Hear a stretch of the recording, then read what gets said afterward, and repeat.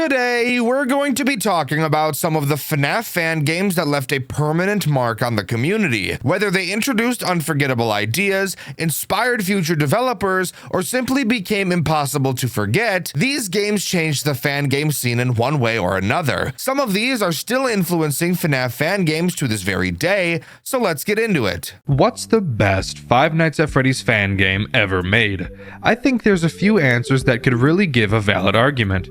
Maybe you think it's One Night at Flumpty's. Maybe you think Pop Goes. Or maybe you're super wrong and think Five Nights at Candy's 2. God, I fucking hate that stupid game so much. It's so goddamn boring and repetitive. I'd rather stick my dick in a toaster than play it. But hey, that's probably a video for another day.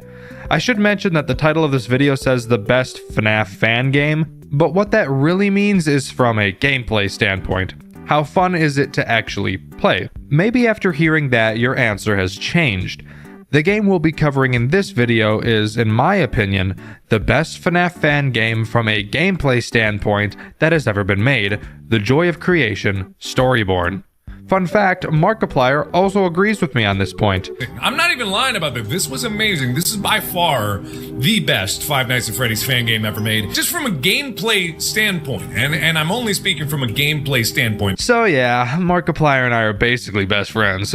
Mark, if you're watching, best friend, leave a comment that just says, "Peep." That way everyone will know that we are canonically best friends. Thanks, my boy. Before we begin, I'd like to greatly apologize for my lack of videos in the last 2, probably 3 weeks as of the time of this going up. I just got done moving to a new city and starting my new full-time job, so I have not had any free time. But I'm finally back in the groove, and I have a set work schedule that won't change, so expect uploads to be more frequent now.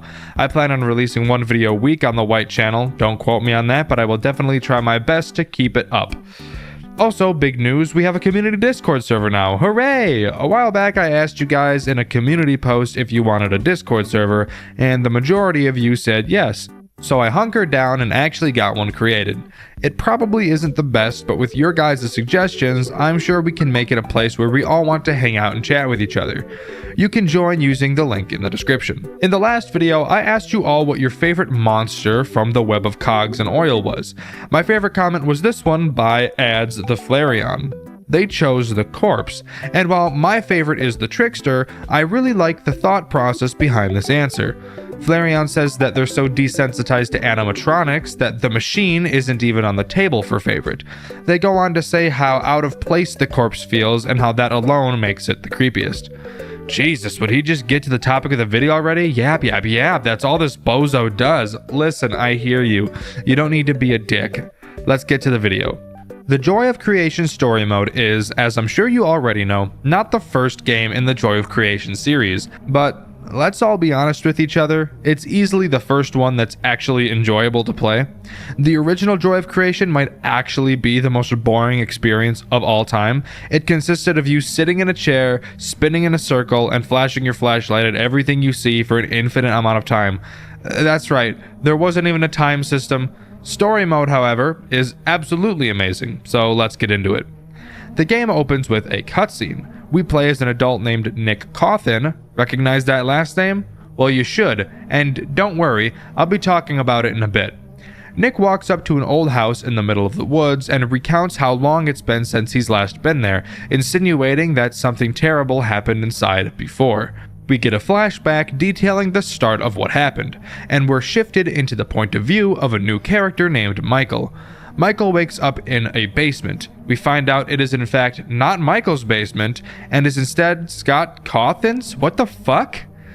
Regardless, Scott asks Michael what he's doing in their house. Michael states that he doesn't know, and a child version of Nick convinces Scott and Val, who is Scott's wife, to let Michael stay the night at their house. Absolutely, positively, possibly one of the worst plays I've ever witnessed in my whole entire life. You found a guy in your basement, talked to him for 3 minutes, got a solid 0 answers from him, and allowed him to stay in your house overnight while your wife and child are inside. Absolutely brilliant. This is when we enter the first, what the game calls, memories. I can't call them nights since all of the challenges we will play through actually happen at pretty much the exact same time. For Memory 1, we are in a bedroom in a crib, where we play as Nick again, this time as a child. We wake up in the middle of the night during a thunderstorm, and Michael starts talking through Nick's baby monitor, effectively acting as the phone guy of this memory. Michael explains to Nick that there are monsters trying to get him, and explains in detail how to fend them all off, explaining that at 6 a.m., the monsters will all go away, and we're thrown into the first challenge. Unlike in most FNAF games where you slowly are introduced to each animatronic throughout the nights, adding more and more stress as it goes on, Story Mode opts to do something different. Story Mode throws essentially every animatronic on your nuts all at once. This memory has Freddy, Bonnie, Chica, and Foxy in it. I'll now go over all of their mechanics.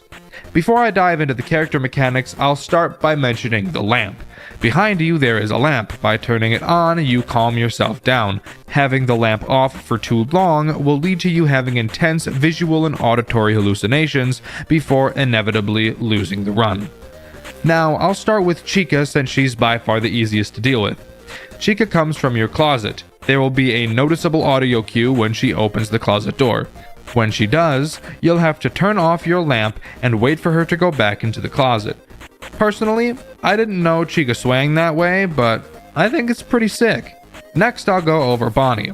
Bonnie comes from your bedroom door. He will make a notable audio cue like Chica. He will knock on the door 3 times. When you hear this, you'll need to be quick, because you only have so long to react. When you hear the knocks, you'll have to quickly shut your lamp off and lay down in your crib. I should mention that laying down is a mechanic, and if you lay down while Chica's in your room, she'll kill you. After laying down in bed, Bonnie will slam your door open, look around, and then leave the room again, which tells you that it's safe to get back up and turn your lamp back on. Bonnie has this really weird mechanic. I'm not sure if it's a bug or if it's intended. However, a lot of the time, I'd say about 50% at least, when you hear Bonnie knock, he'll never end up coming into the room, which caused me on multiple occasions to shut the lamp off and lay down, only for the sound of Bonnie coming into the room to never play, meaning I end up laying down for way longer than I should, which pretty obviously fucks me over. Next, we'll talk about Freddy. Freddy appears at the window next to your crib. When he does, all you need to do is close the curtains to prevent him from seeing you. After a few moments, you'll hear a quiet sound cue letting you know he's left, and it's free to open your curtains again. But what if you hear Bonnie knocking or Chica coming in while you're holding off Freddy? Well, I'll tell you, you'll just get bread in the butt. So when you shart Bonnie's jizz on the toilet after being bread in the butt, we can talk about Foxy. Oh my god, Foxy. Foxy is under your bed like your weird uncle. Occasionally, you'll hear him scratching his hook on your bedpost. Well, at least, that's what Michael says that he's doing. I personally subscribe to the belief that he's scratching his hook on his big fat stupid balls. When you hear him doing this, you know that he will soon be attacking. A while after the sound cue, you will be able to see Foxy's hook on the back of your bed. When you do, you know you don't have much time left until he attacks, so quickly turn off your lamp, lay down, and close your eyes. Oh yeah, forgot to mention you can close your eyes while laying down. It's just used for Foxy, which is why I didn't say anything. Repeat this ass cycle enough times and congrats, you've beaten the first memory. Only 4 more left to go. The second memory takes place in the living room of the house. In this memory, you play as Scott's wife, Val. We start with a cutscene where Scott tells Val that he's going to make sure Nick is okay, since both of them are pretty uncomfortable with Michael staying in the house, which bodes the question, why the fuck did you even let him in? Regardless, Scott leaves and Val is left alone. This game mode is honestly probably my favorite. I personally feel it is the most terrifying out of the rest. In this memory, rather than being confined to one area like normal FNAF games, you're freely able to move around. Just like in the last memory, you have to survive until 6 a.m. against all 4 main animatronics. Michael tells us that we're fucked and to just hide. Thanks, Michael. Very helpful. Since Michael was no fucking help at all, allow me to explain what it is you're supposed to do on this night. Let's start with Foxy and Freddy. These two act identical to one another. Each come down the hallway on one side of the living room. You can check how far away they are by turning the TV on while watching their cameras. Yeah, for some reason Foxy and Freddy have cameras mounted on their faces or something. I'm not really sure, but we don't question it. You can stall one of them at a time by holding down a button. Somehow. I don't really know, guys. I really like this memory, but this part actually makes no sense. Please bear with me. Get it? Bear. Like Freddy. Like Freddy, because Freddy's like Freddy Fazbear. Like he's a bear. Bear with me. Do you get it, guys? Guys, do you get because he's like a bear? You'll notice that Foxy and Freddy both move at the same speed. So if you don't begin stalling one of them, they will reach your room at the same time, which will mean immediate death for you. How do you keep them out? I hear you asking. Well, guess what? You don't. That's right.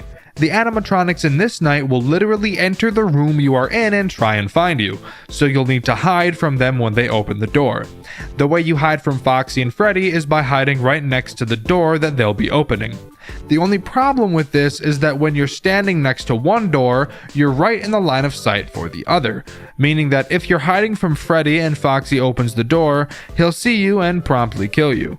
This is why stalling one of them is super important, as you'll be able to control and create a pattern at which they will come to the doors. Now let's talk about Bonnie.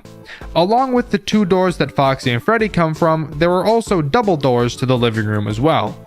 I really have no idea why there are so many entrances to the living room. This house is a fucking maze. Bonnie doesn't have a camera, so you can't watch him directly. Instead, you'll have to walk over to the double doors and look through the keyhole to see how close he is. Once he gets close enough that you'll be able to smell the grease on his fuzzy nutsack, you just have to hide on either side of the double door and wait for Bonnie to arrive and close the door. Which brings yet another issue. When you're hiding from Bonnie, whichever side of the door you're on will leave you vulnerable to either Freddy or Foxy, so you'll really have to balance and know where Foxy and Freddy are at all times. It's the reason why I really like this memory. I really like micromanagement in games that are both hard but fair. This is why I think 1020 mode in FNAF 2 is such bullshit, because it's actually just not fair, especially Toy Bonnie. Toy Bonnie is the reason why it took me 14 hours to complete that stupid fucking mode. If you want me to make a video talking in detail about why I hate that mode specifically, let me know in the comments below. With Bonnie, Freddy, and Foxy being gone over, the only character left to talk about is Chica. Chica is easily the weakest character in this night, very similar to last night. Chica will randomly appear next to one of the windows in the living room. You'll be able to tell because she starts growling? What? She's a fucking chicken. Why would she growl? Whatever, that doesn't matter. When she does, you'll have to get up from the couch. I should have probably mentioned that when you look at the TV to check on Freddy and Foxy, you have to sit down on the couch. I didn't think it was important when I was writing that part of the script, but I just remembered while writing this part, and I'm honestly way too lazy to go back and edit that part of the video to add 1 sentence. So instead, I opted to add in a whole nother section just to explain why I didn't explain that part of the game before, arguably padding for runtime, even though this video would have been well over 15 minutes without it. Hopefully you enjoyed this section of Dxtr Over Explains. Anyway, when you hear Chica growling, you'll have to stand up from the couch and not move until you hear the growling stop. Once you do, you're free to move again. If you move, Chica will jump scare you, which actually doesn't kill you until the final hour. Instead, it will just send you back to the couch and you won't be able to check the cameras for a while. Chica is easily the weakest part of this memory, as previously stated. She just feels so shallow compared to the other 3. I know the other 3 all do the exact same thing, but they do so in a way that feels interesting. They do so in unison, as even though they do the same thing, they all work together in a way that keeps up the intensity all night. Chica just feels so out of place. After 6 a.m., this memory is over and we can move on to the next one. The next memory takes place in the office where you play as Scott Cawthon himself. This memory starts with Scott going to check on Nick, but of course, we both know what Nick and Val are going through at the moment. Now it's Scott's turn. Scott sees Freddy and starts running. I'm talking haul assin'. His house starts going batshit crazy and Scott hides in his office. He listens to a tape he left himself on how to defeat the animatronics that he made. I try to wrap my head around this section and the lore implications behind why he was leaving himself recordings, but I'm honestly too tired and way more focused on the gameplay in this game. This night is okay, I guess. It's interesting at the least, and it's very clearly just a large improvement from the first Joy of Creation game. Instead of just spinning in a circle and flashing your light when you find animatronics, you actually instead have to actively search for each animatronic. Let's start with Freddy, since he's both the easiest to deal with and the weirdest overall. Freddy can appear in any of the 4 entrances to the office: the front door, the window, the other window, and the closet. Just like the living room, this memory is free roam, so you'll move around to find the animatronics. When you find Freddy, just flash him with your flashlight and he'll leave. Something very interesting about Freddy that I should note: if left unanswered, Freddy will not kill you throughout the memory. Rather, he acts as a check for the end of it. If you reach 6 a.m. and Freddy is in one of the locations where you could find him, he'll kill you, so you have to make sure that you're really on top of him. I'll talk about Foxy next. On your desk you'll find 3 monitors with cameras. It's been so long, really starting to feel like classic FNAF now. You can look through the cameras on these monitors to find Foxy. When you do, all you have to do is look at him on said cameras. Eventually he'll have a seizure and leave. That's it, pretty simple. But of course, the characters in this game tend to like to work together to make your life more difficult. So that brings me to Bonnie. You can also find Bonnie on the cameras. However, if you see Bonnie on the cameras, make sure not to look at him directly. If you do, he'll punch the shit out of your camera, and you'll no longer be able to look at it for the rest of the memory. Instead, you have to go to the location corresponding to which camera you saw him on and flash him with your light to make him go away. Now we can talk about Chica, who, unlike the last 2 memories, is actually my favorite. So there's this giant fucking hole in the wall of your office. I don't know why. You also don't know why, so we won't question it. Chica will try to fit her big fat hairy ass through it slowly, and I do mean slowly. Slow as fuck. So slow. Once she begins to wriggle and writhe in your hole, pause.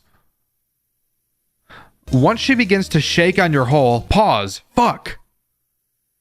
Once she begins to force herself through your hole, pause. God damn it. You know what? Once she starts to move, you have to get up and find 3 cupcakes hidden around your room.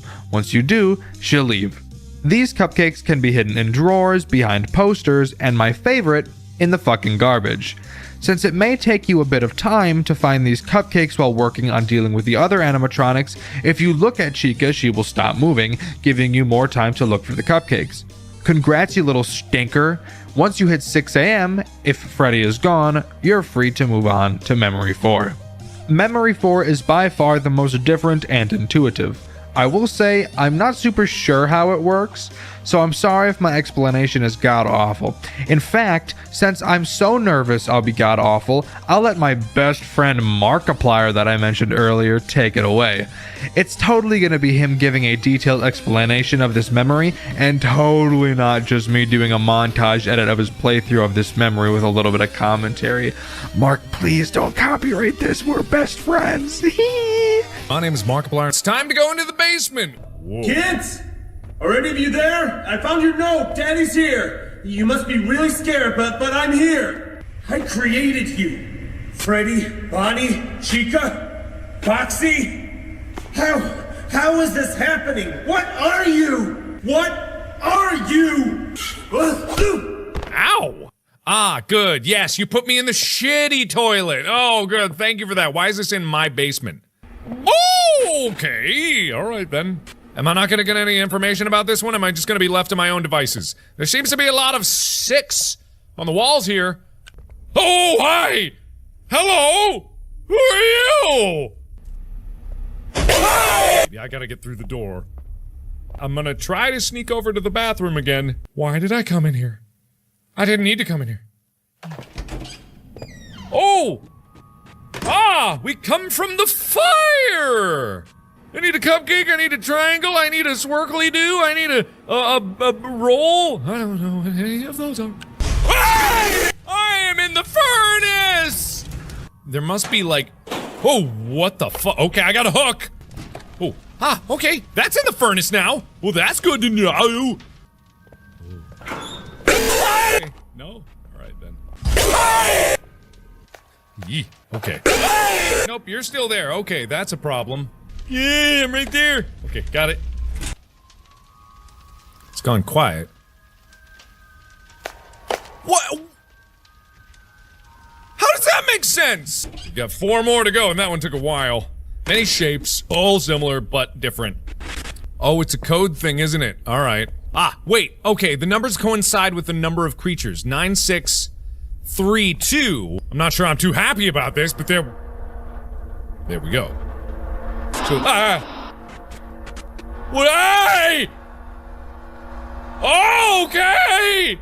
Oh boy, oh, hi, okay. Doop, be doop, be doop. Oh, that's not good. Yeah. Oh god, it's a code. Of course it's over there. I don't know the code for this one. Bonnie with 4. So Freddy had 3. Bonnie 4. Foxy 2. As it leaves Chica with 1, right? Oh, I see. Okay. They're colored. Okay. Chica first. Foxy second. Ooh. What? Okay. Oh. Oh, I can close it behind me. Alrighty then. Got the key. I don't know! Okay, where am I now? Oh. Pressing forward because I got nothing better to do and I have a funny feeling I'm gonna die. Okay, that's... keep going. Okay, don't look back. I'm not gonna look back. Why would I look back? Okay, I looked back. I don't know what that did, but I did it. Ah! Ah! That's why you don't stupidly look back. All right, number 2. Oh, that was number 3. Oh, we act, we posed, we played, we stopped, we stared, we scream. Hi, Golden Freddy. Oh, he remains. Oh.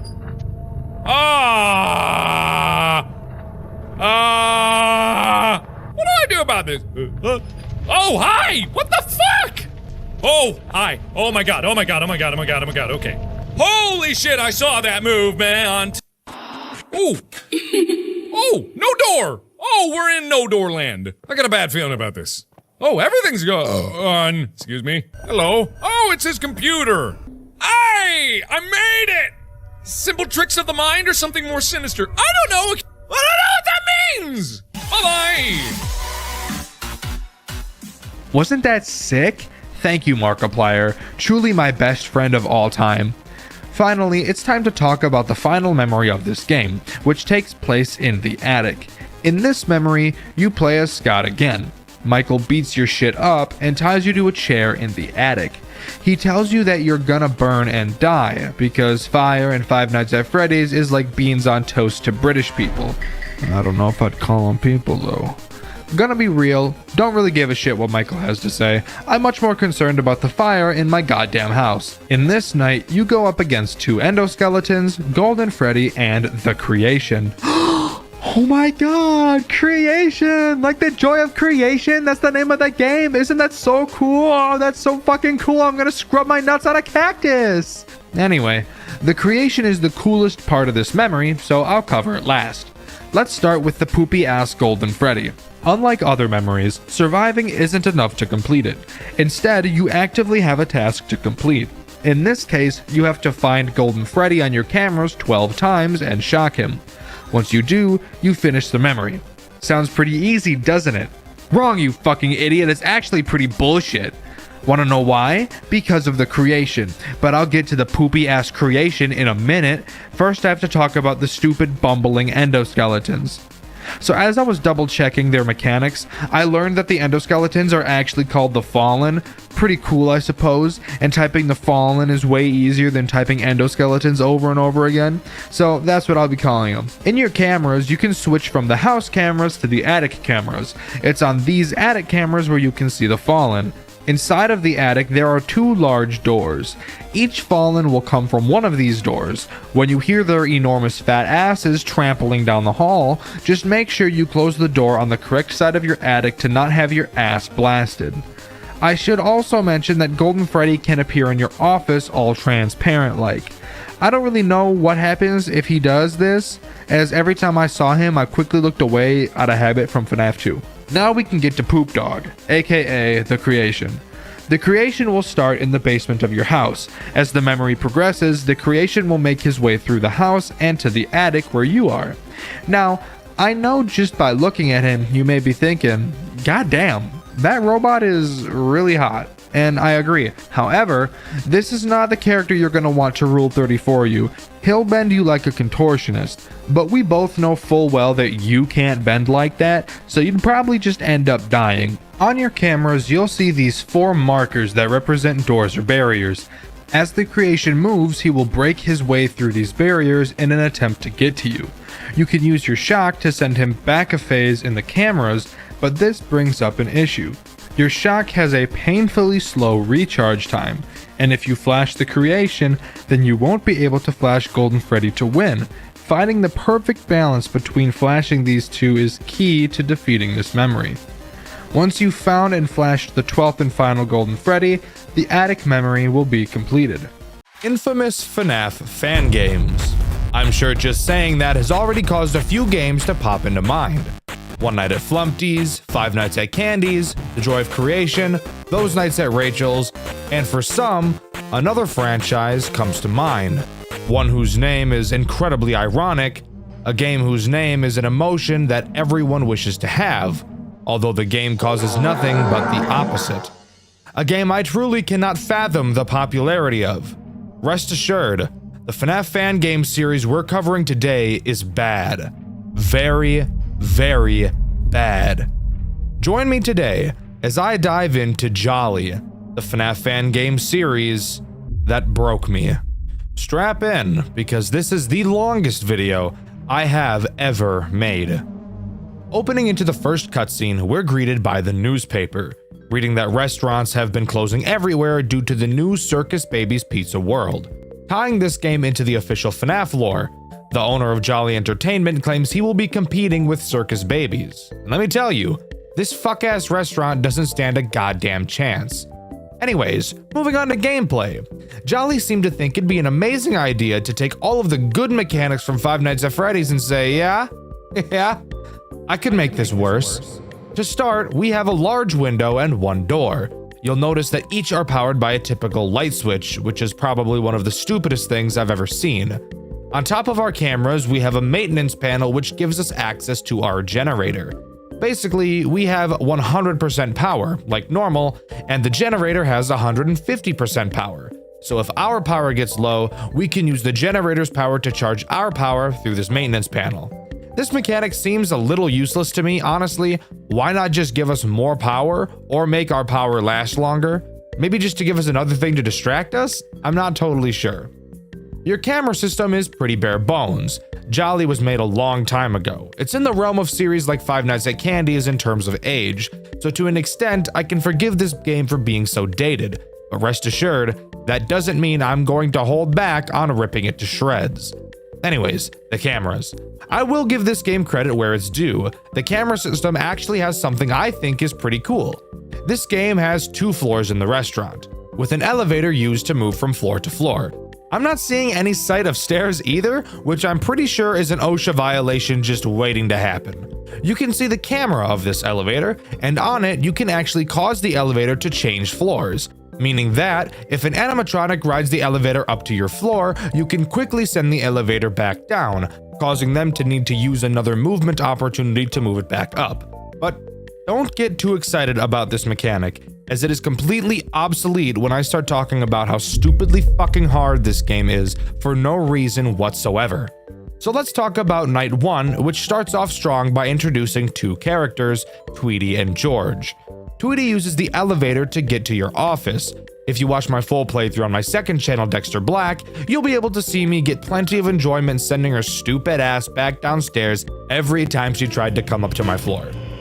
Oh, she didn't like that. She didn't like that I switched the elevator at all. Once she arrives at your office, you'll be able to see her in your window. Now pause. I want you to take a long look at this office. Notice how the window is literally nowhere near the fucking door? Yeah? So let me ask you, if you saw an animatronic in this window, would you ever, in a million years, think you need to close the door right when you see them? No? Well, you see, that's exactly what I thought too. But guess what, retard? You're completely wrong. For some reason, God knows why, the developer decided that this window was going to act like the windows from Five Nights at Freddy's 1, except neglecting the fact that the only reason the windows from FNAF 1 worked was because the window was directly next to the door, so it felt like there was no time before the character would arrive in your office. This game, that doesn't work, because you've placed the door a whole fucking football field in distance away from the window, so I'd have zero reason to think the animatronic currently staring at me would blow up my butthole like a Nachos Bel Grande. This is dumb, this is bad. Really fucking bad. But whatever, really. Once you eventually figure out that's how this mechanic works, it should be pretty simple, right? Just close the door and wait for them to go away. Well, yes, exactly. Close the door and wait approximately, I don't know, 400 years. Because the rate at which these stupid robots move away from your door is pretty much zero. It'd probably be faster to just sit in one spot and wait to die, honestly. But whatever, eventually they'll leave and then you're free to open your door. Except, psych moron, since this one took so long to leave, another robot is at your window again! Yay! And who's at your window? Well, probably George. George? How'd you get here? George moves through your camera vents. You'll notice on the vent cams that you'll be able to seal the vent to prevent the animatronics from moving through them. But those probably don't work as you'd expect them to. Let's migrate for a second and talk about Five Nights at Freddy's 3. In that game, when Springtrap enters your vent, you can seal it off, which in that instance, Springtrap's neurons start firing and send a message to the body saying, "Hey, let's get out of this vent. Clearly, we're unable to continue moving forward." Not in Jolly. There are no neurons to fire in these robots' heads. In their mind, they're just thinking, "Vent was open minute ago. Why no vent open now? I wait until vent open again, then I continue move." Yeah, that's right. The animatronics will never leave the vents after you seal them, so sealing them really acts more like a stalling system, except closing the vents drains your power, and because of that, it makes closing your vents literally fucking pointless. So basically, if you haven't been paying attention thus far, George crawls through your vents no matter what you do and eats your balls like a sirloin steak. Fantastic. It wouldn't be a FNAF game without a music box-like mechanic, now would it? Of course not. And rest assured, this game has one too, using a character by the name of Antoinette. Antoinette appears on camera 11 tied up in some wires. You'll see a graphic on this camera referencing 4 wires holding Antoinette in place. Every once in a while, one of these wires holding him back will break and you'll have to repair it, which takes around 900 decades. If all of the wires break, he'll eat your butt. You'll realize, especially on later nights, that a wire is broken on this guy pretty much constantly, so you'll barely have any time to peel your eyes away from the cameras to work on other things. But realistically, I personally had no problems dealing with Antoinette throughout my playthrough, which by the way, you can check out on my second channel, Dxtr Black. That's 2 plugs and we're just getting started. This is a long video, so sit your ass down. It also wouldn't be a game I fucking hate without post-night minigames that serve no purpose other than to be annoying. So let's talk about them. The post-night 1 minigame has you play as Jolly. All you have to do is walk into parts and service where you watch Antoinette go on an elevator and the minigame ends. That's it. Wasn't that just awful? Well, get ready because they're only going to get worse from here. Night 2. What new ass does this bring out? Well, do you remember George? The guy I talked about like 2 minutes ago? Well, Night 2 brings on Maxie. Why did I bring up George? Well, because Maxie is literally just George. She moves into the vent, then to your window. The only difference? Maxie is more aggressive than George is. And George is already pretty damn aggressive, so hearing that was amazing news for me. You know, I think I'd rather grind my ass on a cheese grater than worry about this stupid game that I hate so much. Night 2 post-night minigame time! In this minigame, we play as Jolly again. You, once again, walk into the parts and service room and see Antoinette tied up in wires. At the bottom of the screen, text appears stating, "It's okay." After that, you walk out of the room and you're attacked by an employee and the minigame ends. Riveting gameplay, what can I say? Night 3 brings on the big boy himself, Jolly. And I mean big boy. This dude is round as fuck. You push this guy over and his ass is gonna roll for a long time. He is incredibly boring, much like this entire game. He goes to the elevator and then to your window. He's literally just Tweety, but less aggressive, and seems to sit at your door for about 4 times as long, which is great because Tweety already sits there for ages. Something interesting about Jolly though, if you don't close the door in time, instead of killing you, he'll stand in your doorway looking at you, blocking you from closing the door using his astronomically sized belly. This motherfucker uses the asteroid belt to keep his pants up. Fat piece of shit robot. Night 3's post-night minigame. Is it fun? No. In this one, you play as Jolly. Surprise, surprise. A bunch of kids are standing around, so we quickly vacate the area because the only thing that scares me more than women are children. I hate children. We have to go to the kitchen. Inside, we see the employee from the last minigame who fucked our shit up. Except this time, he just fucks our shit up again. Aren't you getting so much lore and useful information from these minigames? What? You're not? Well, I can't say I'm surprised because these minigames are more useless than a white crayon. Nights 4 and 5 literally add nothing new to the central gameplay loop, so let's just talk about their post-night minigames. Night 4's minigame has you play as Tweety. Just kidding, you play as Jolly. You once again have to go to the kitchen. This time, the employee is preparing a meal. Once you move to the party room where you started, you get your shit rocked by the employee. Why? I have no idea. I guess this guy just hates us. Why he doesn't just destroy us is beyond me if we're causing him this much grief. Night 5's post-night minigame is actually a bit different. We play in the perspective of Jolly, seemingly dismantled in the kitchen. After looking around and being useless for a bit, text appears at the top of the screen that states, "Look at what you've done." And the minigame comes to an end. Something different, finally. Took long enough. But what does this tell us? Well, a whole lot of nothing, really. There's clearly a story being told somewhere here, but I can't for the life of me figure out what it is quite yet. Night 6 is nothing new, just hard as fuck. Really, the strategy in this game boils down to flash the light, wait, flash the light, wait, fix Antoinette when needed, and close the door when needed.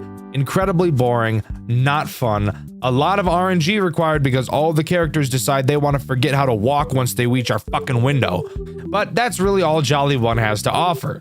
This game is incredibly fucking hard. I really didn't spend a lot of time talking about how difficult it is, but dear God, it is really unenjoyable to play. You can see my full playthrough over on my second channel, Dxtr Black. But now, let's move from a game that's way too hard to a game that's way too easy. Jolly 2. That's right, baby. Everybody give cheers for video game balancing. Hip hip. Jolly 2 takes place on a cargo ship, where the animatronics are being moved to a different location. For some reason, we're also here, guarding the cargo. From what? Pirates? I have no fucking idea. This is such an odd plot point. I actually think it's kinda cool. Too bad the rest of the game is a snooze fest though. Let's talk about it. Night 1 introduces classic George and Bonnie. That's right. For some reason, this game is mixing in its own characters with the official FNAF characters. It's like a fan fiction, but in game form. And awful. Both in your cameras and on your left and right doors, you'll find a shock button. This button can be used to shock the animatronics. Can you believe it?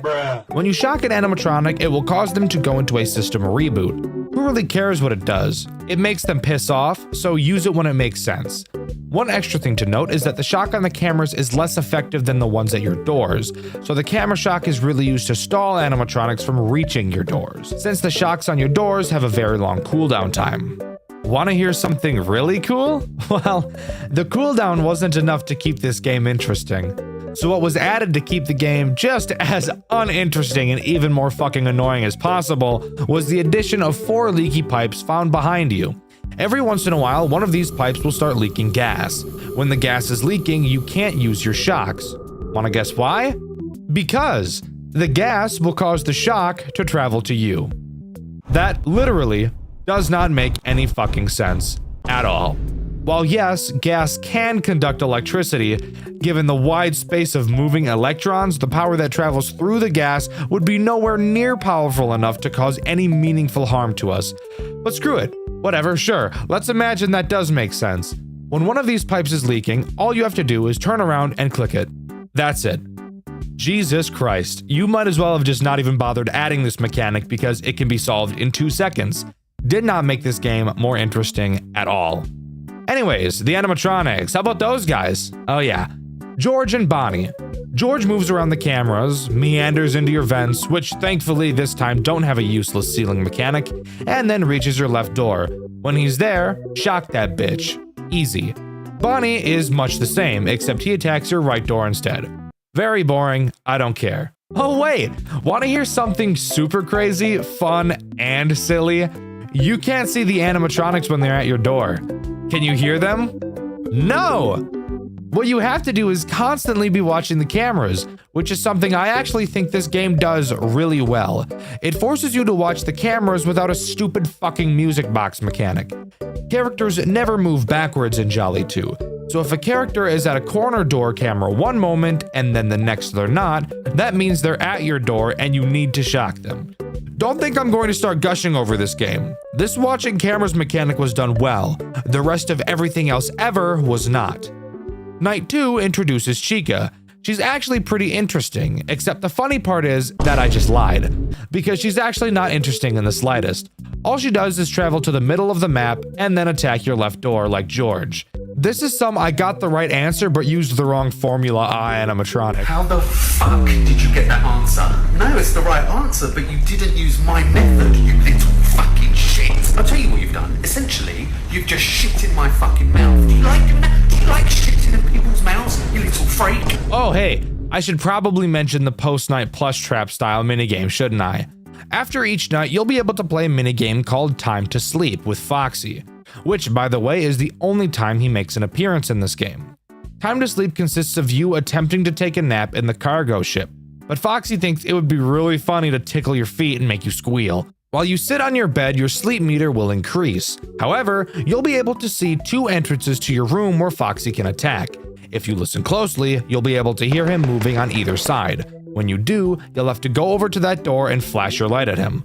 Note, when you're not on your bed, your sleep meter decreases, and Foxy is pretty damn aggressive, so have fun never making progress in your entire life. If you manage to beat the minigame in time, you get to skip the first 2 hours of the next night, and this is crucial.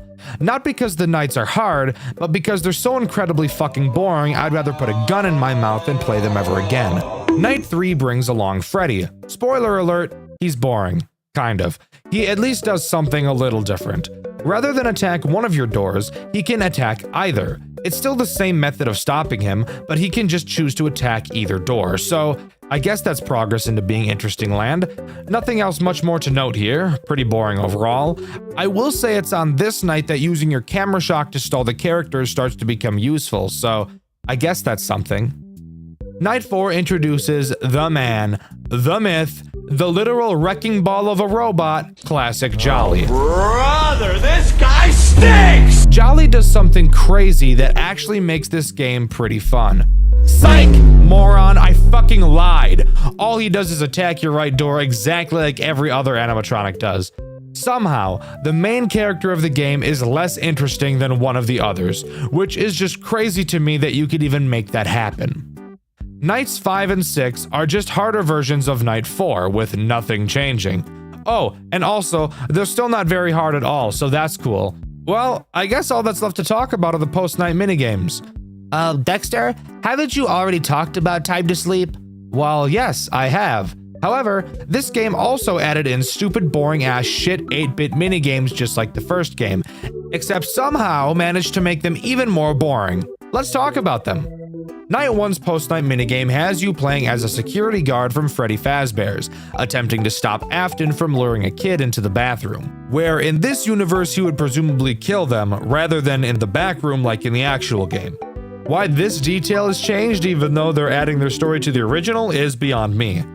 Night 2's post-night minigame has you playing as a security guard from Freddy Fazbear's, attempting to stop Afton from luring a kid into the bathroom. Night 3's post-night minigame has you playing as a security guard from Freddy Fazbear's, attempting to stop Afton from luring a kid into the bathroom. Night 4's post-night minigame has you playing as a security guard from Freddy Fazbear's, attempting to stop Afton from luring a kid into the bathroom. Are you getting sick of this yet? Night 5's post-night minigame has you playing as a security guard from Freddy Fazbear's, attempting to stop Afton from luring a kid into a bathroom.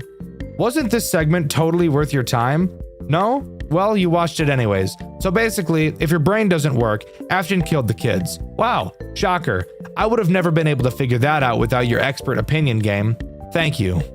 There is a true ending in this game, however. If you die on night 5, 6, or go to the extras menu and click a small jolly sprite in the corner, you'll be brought to a minigame exactly like Sister Location, where you have to strategically throw burgers into the mouths of some fat-ass kids. After that, you can collect a bonus hamburger and go to the second floor of the minigame and stand on an invisible platform.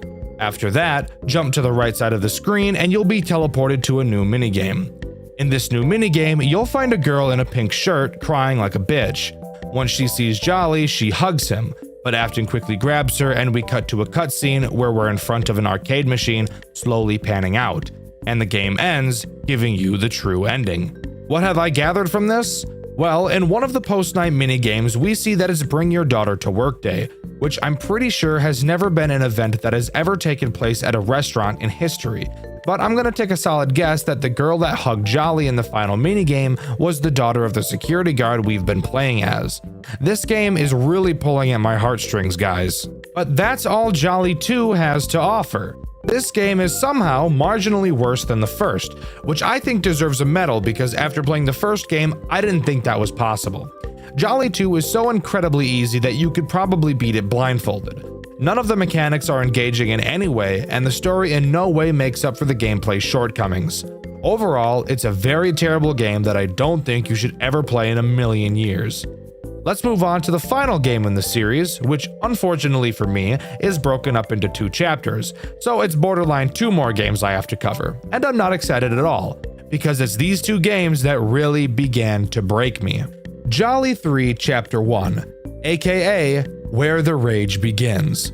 How do I even begin? Well, I suppose I should start at the beginning. That would probably make the most sense. The game begins with a cutscene of a car driving to a factory and our player running inside. With a zoom in on a broken Jolly animatronic, his eyes light up, letting us know he's ready to open up a can of whoop ass on us. In this game, our goal is to go into an abandoned Jolly factory and grab some artifacts, which makes it sound like this is about to be like Indiana Jones. However, while those movies are great, this game is not. Loading into this game's control room, which acts as the office, I'm immediately greeted to the shitty fucking smell of Five Nights at Freddy's Sister Location. What do I mean by that? Well, open your eyes and take a look at this office. Does this not look at all slightly familiar to you?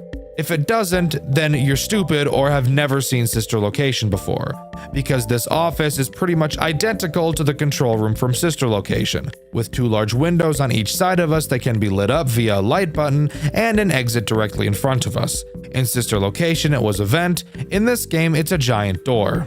Flashing our lights, on the left we can see Tweety, and on the right we can see either Maxie or George. I'm pretty sure this is Maxie, since I'm pretty sure the animatronic that sits next to Jolly on the cameras is George, but it could be the other way around. Also in the office is a big lever. Pulling it will release gas from the pipes on the ceiling. That gas fries animatronics. Oh boy, can you take a guess where this is going? That's right, this game is about to mix elements of Sister Location, which is terrible, and the stand in your office mechanic from Five Nights at Freddy's 2, which is also pretty terrible. We're already set up for a great time. But I can't go any further without complaining about one of the worst things to ever come out of any game, literally ever, designed by anyone. The Click Team mouse. More specifically, the Sister Location Click Team mouse.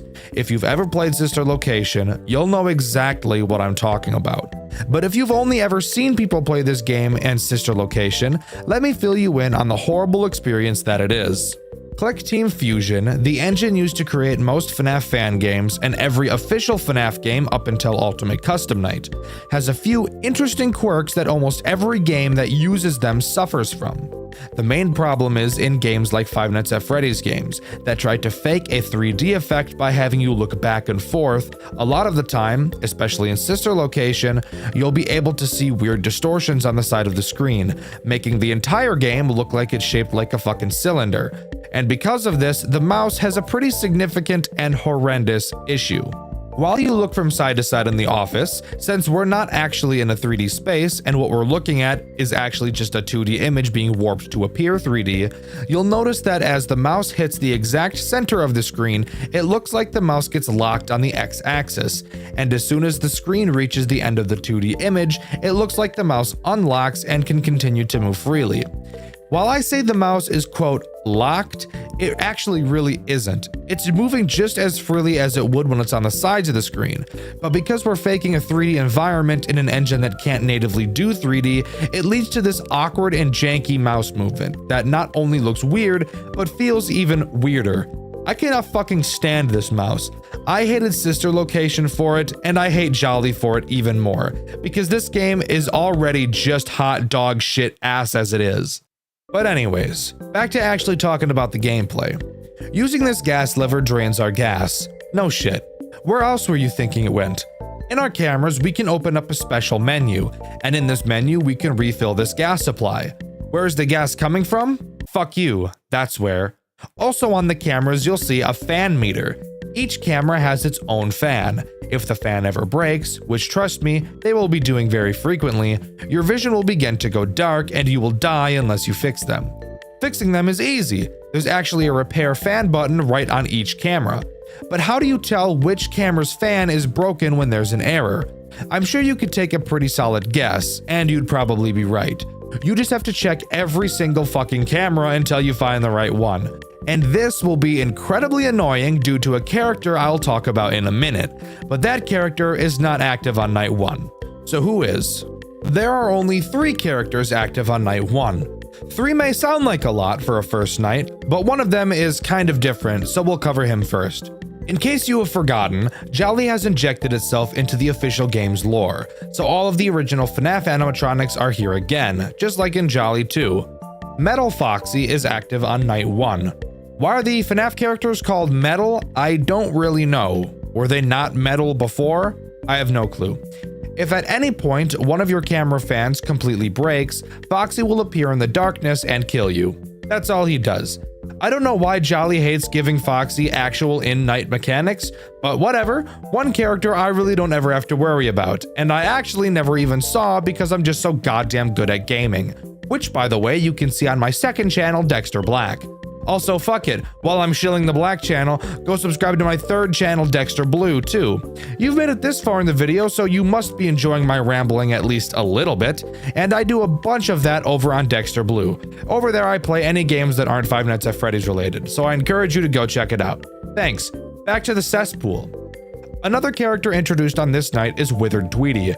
Withered Tweety is as boring as a character can get. She pisses around on the cameras and eventually jumps headfirst into your office to give you head. But pause. Think, dumbass. It's a robot. Don't have intercourse with it. It's not even a hot robot, so I don't even know why you'd want to anyways. Once she's in your office, just spray some gas on her and she'll leave. The final character introduced on this night is Withered Maxie. She does literally the exact same thing Tweety does. Meanders around the camera and eventually wanders her way into your office. Same shit, different suit, really. Spray her with some of your liquid hot ass gas and she'll run out of the room holding her nose because you smell like shit. As much as I'd love to just start talking about night 2 in order to get this shit over with as fast as possible, we unfortunately have some sister location level bullshit ass minigames to talk about that take place between each night. So let's talk about the first night's fuck ass minigame. The whole point of these minigames is to find these relics that we came to this building looking for. Throughout this game, we're talking to a guy named Theo over the phone, who instead of coming into the building with us to help out, decided he'd rather be a pussy bitch and just call us on the phone the whole time like a clingy girlfriend. Theo leads us into test room 1 and tells us to find a locked safe. After doing so, the security system in the room goes off. And of course, the animatronics are a part of that system. And of course, Tweety is in the room with us. Theo tries to hack the safe but can't, so he sends us a program on our phone that we can use to force the security system off and then use to crack the safe. And for some reason, this program has us play some fuck-ass minigame instead of actually being useful. The goal of this game is to pulse electricity from one door to another, and guide that electricity by using arrows. Every time you click on a square, it creates an arrow, and subsequent clicks turn that arrow 90 degrees.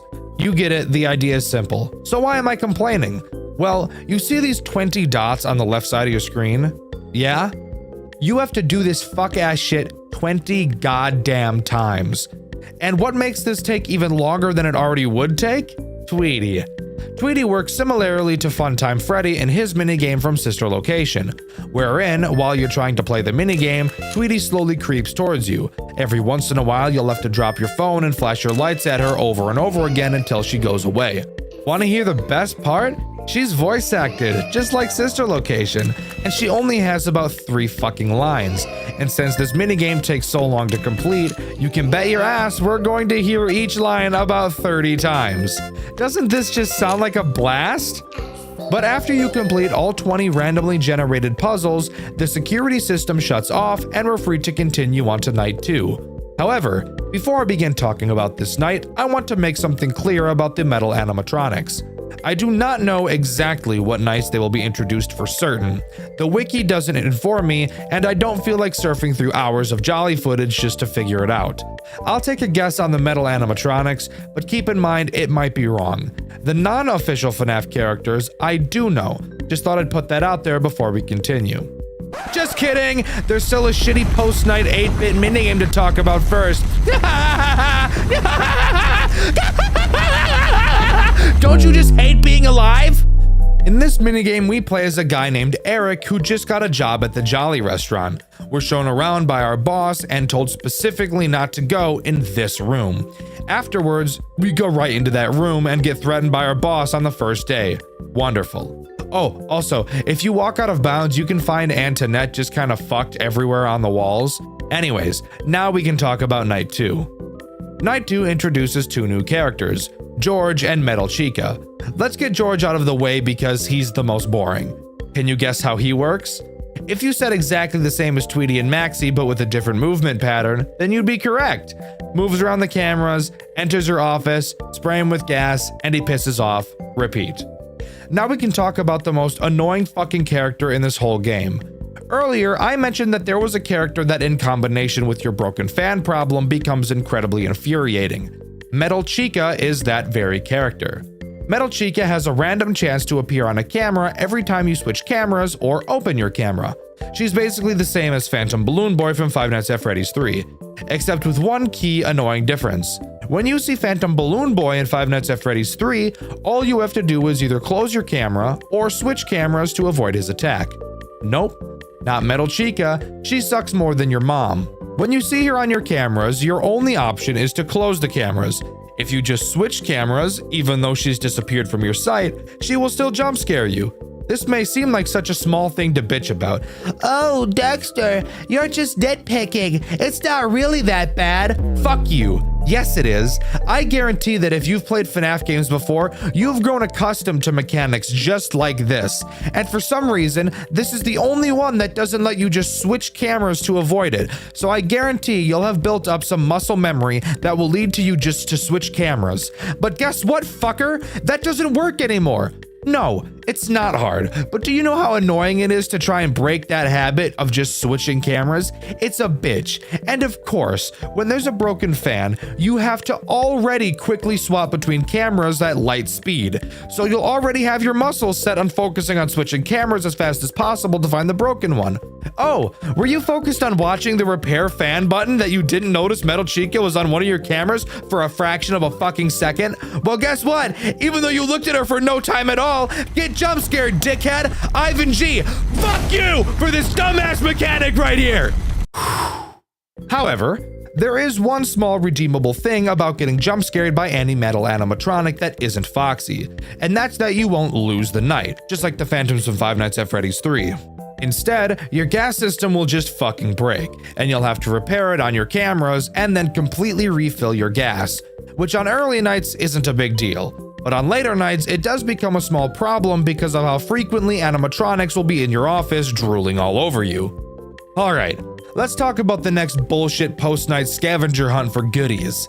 On this night, you actually have the option of picking 2 different rooms. You'll eventually have to go to the other one anyways though, so I'll just go over which one I chose on this night. I chose to go into Maxie's room, which is a mistake I will regret for the rest of my life, because this section is fucking brutal. Same deal as last time. find a safe, trigger the security alarm, do some bullshit on your phone while defending yourself from an animatronic. The difference? Well, the thing you have to do on your phone this time is actually more AIDS than AIDS itself. You will be sent lines of code by Theo to build a program that will shut down the system's firewall so that Theo can hack the security system and the safe, even though he's already done this exact thing once before. The lines of code are case sensitive, and you will only have a certain amount of time to write each line before it refreshes and you have to start all over. So if you're not a fast typer, then I'm sorry, this will be a challenge for you.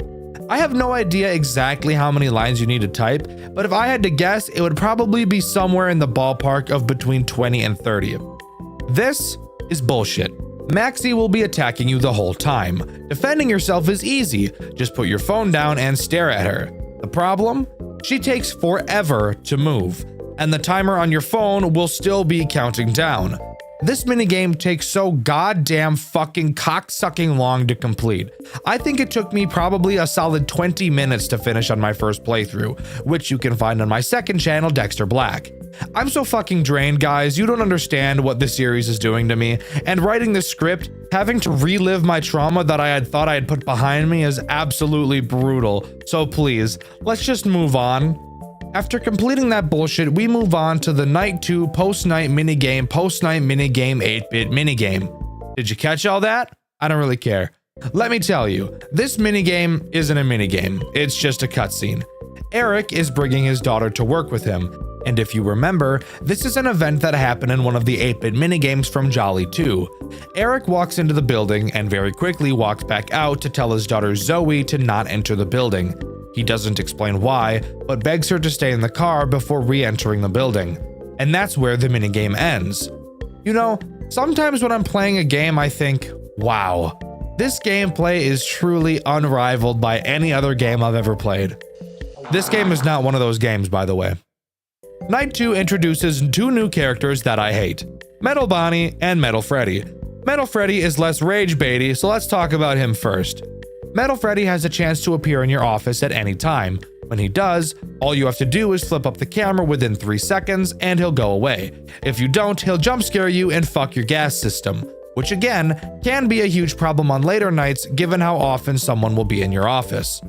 Now, let's talk about Metal Bonnie, and why I hated him so fucking much until I discovered the mega ultimate epic ass Metal Bonnie strategy.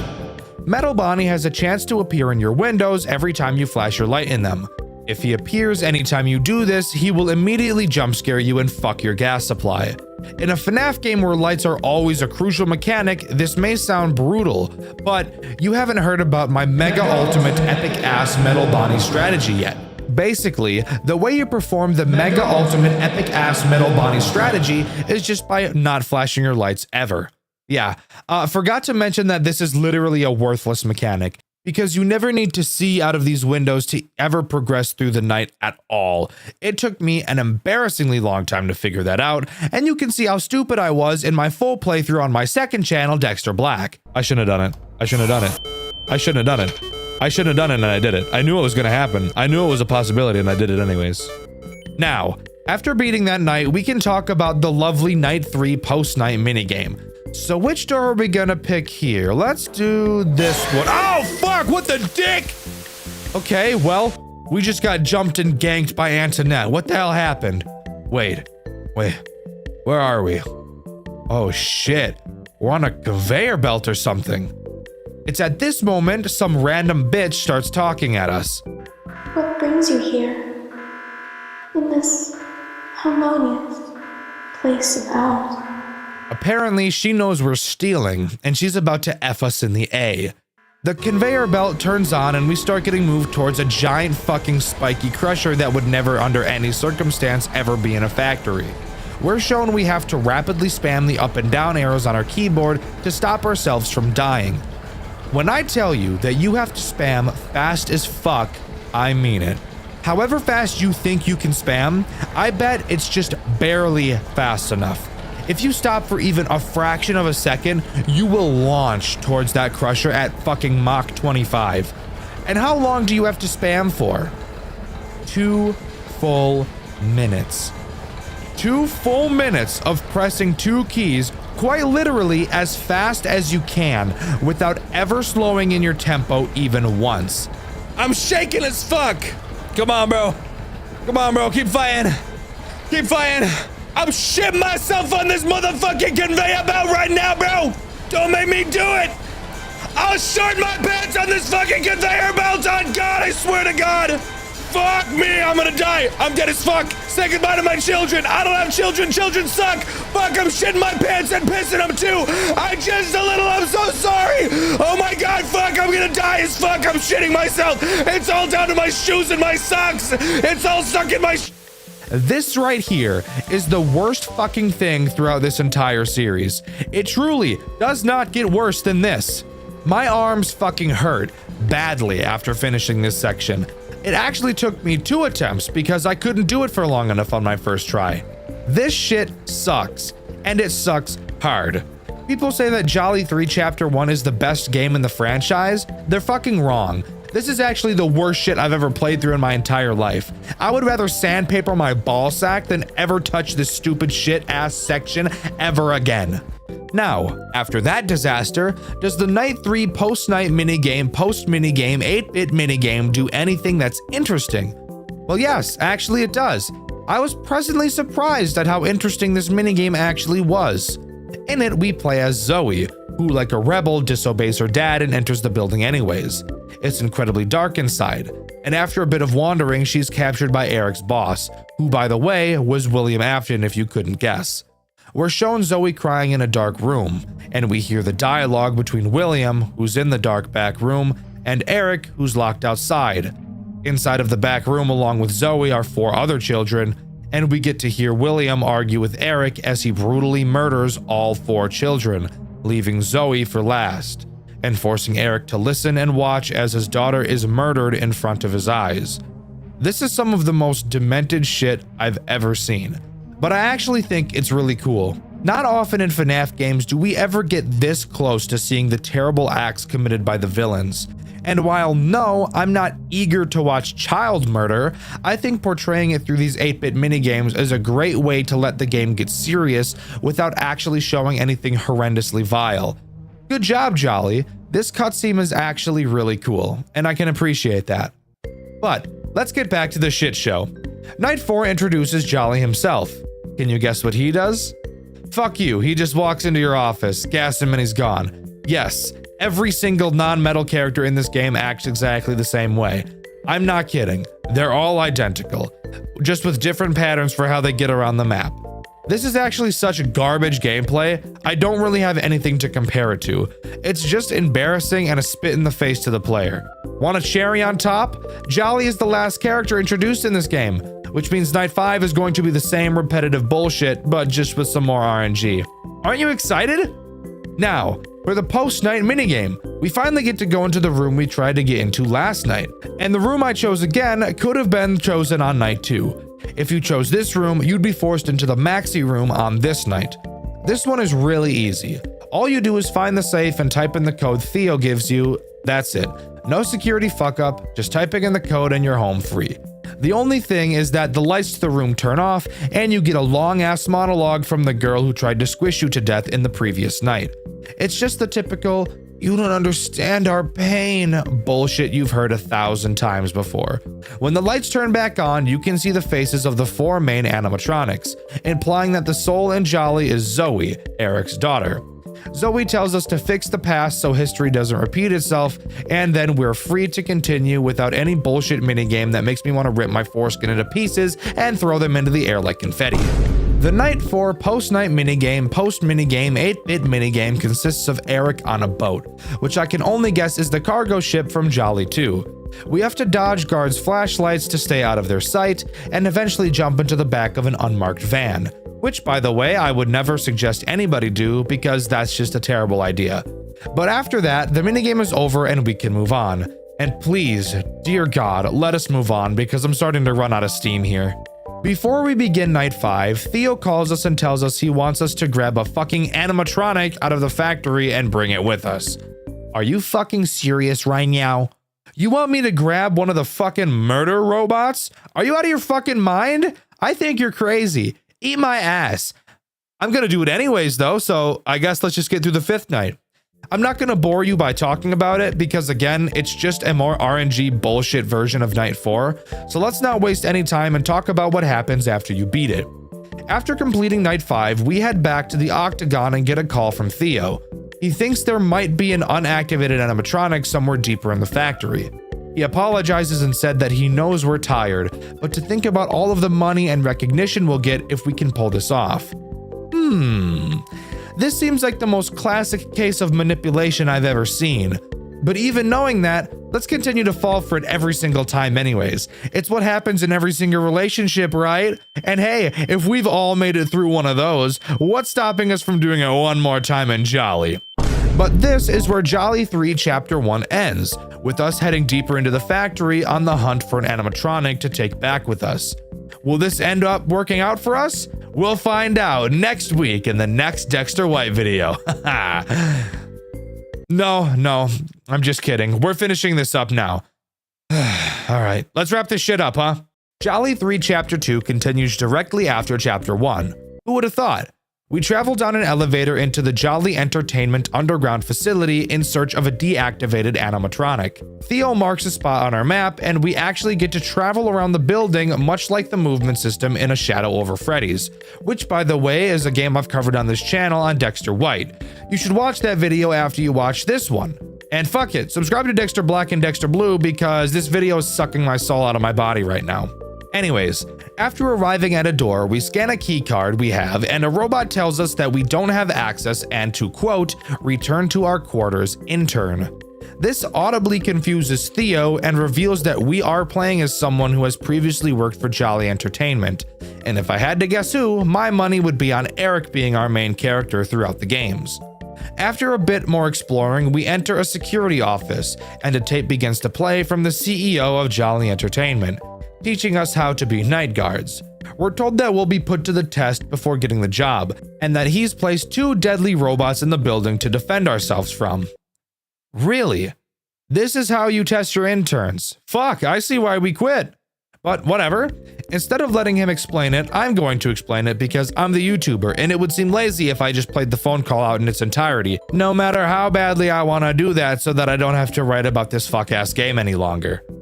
Let's get the biggest elephant out of the room, the camera system. This camera system is like nothing I've ever seen in a FNAF game ever, and I'm gonna be honest, I actually really like it. It took me a bit to get used to it, but it's actually pretty cool.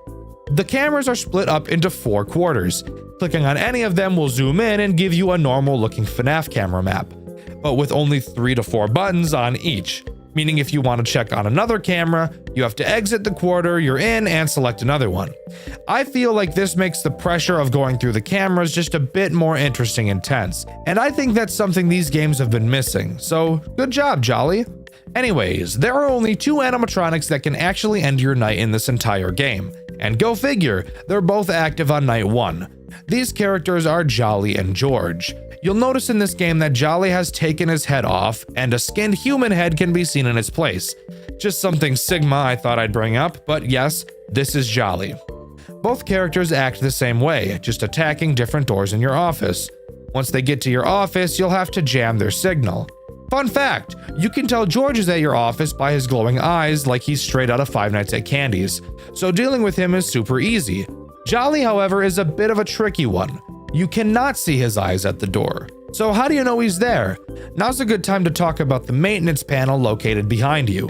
If you turn around, you'll find this panel, and it has 3 tabs located on it. Let's talk about the jammer tab first since I've already mentioned it. Going to the jammer tab, you'll be able to activate the jammer. Damn, did you need a PhD to figure that one out, fuckface? When Jolly or George is at your door, you have to use the jammer to make them go away. But then the jammer has to recharge, which takes a pretty long damn time. If you ever use the jammer when nobody is at your door, the cooldown will last even longer, so really make sure you know where everyone is. I mentioned not being able to see Jolly at your door. Well, first of all, watching your cameras is important, so that'd probably help. Keeping your eyes on George isn't a big deal because you can see him, but Jolly is someone you're going to want to watch. He actually has 2 paths to your left door. The long way, aka the way you want him to go, and the short way, aka the way you don't want him to go. I'm sure you can guess why. Ding, ding, ding, because of the jammer cooldown. Good job. Here, you get a cookie. Anyways, you can always double check where both George and Jolly are by using the radar tab on your maintenance panel. I'm sure you can guess what it does. It pings both of their locations on the map. This way you can tell for sure that Jolly is at your door if context clues on the camera aren't enough for you. However, every time you use the radar, there is an incredibly long cooldown, so only use it when you really can't find Jolly. But woohoo, you beat the night and we get to move on to the post-night 1 minigame, which by the way are way better than the post-night minigames from chapter 1. You'll be sat in front of a computer. You're tasked with decrypting 10 files each night, which each take a decent amount of time. However, while you're doing this, you'll be being attacked by Rusty Freddy, Bonnie, Chica, and Foxy. Their mechanics are very easy. Every once in a while, you'll hear the sound of a door opening. When you hear it, you'll need to quickly turn around. You'll easily be able to tell which door has been opened, and you need to run over to that door and listen for breathing, just like Five Nights at Freddy's 4. If you hear breathing, you need to flash your light to scare the animatronic away and then lock the door. If you don't hear breathing, then all you need to do is lock the door without flashing your light. Then go back to decrypting. Decrypt all the files and you're home free. All of the animatronics act the same, by the way, so I'm not covering each of them here. Night 2 introduces 2 new characters, Shadow Tweety and Shadow Maxie. Shadow Maxie is not ass, so let's talk about her first.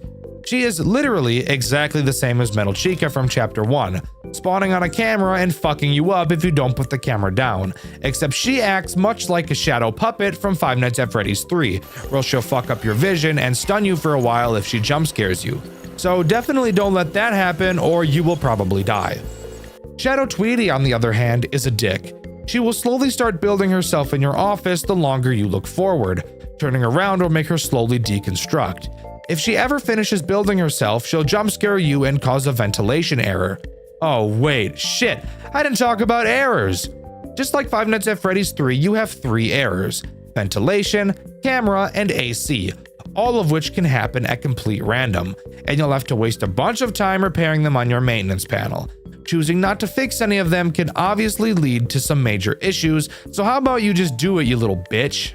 But that's really about it. Complete the night and you move on to the decryption minigame again, and then back to the night section. No new characters are ever added, it's just harder and harder every time. Same thing goes for the decryption minigame, so there's really not much more to talk about until the end of the 5th night.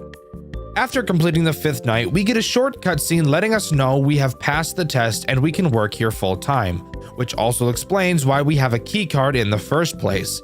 Theo gives us a call and tells us that the oxygen system in the building has been tampered with. He gives us coordinates to the control room and we have to book it through the building to fix it. It's at this time I get to tell you about a bunch of fucking bullshit. This time, while roaming around the building, George is active and moving around too. And getting around him is the most fucked bullshit on the face of the earth. I literally don't know how to describe how to beat him because I really don't even know what I did. It seems like every single possible movement ends in a death.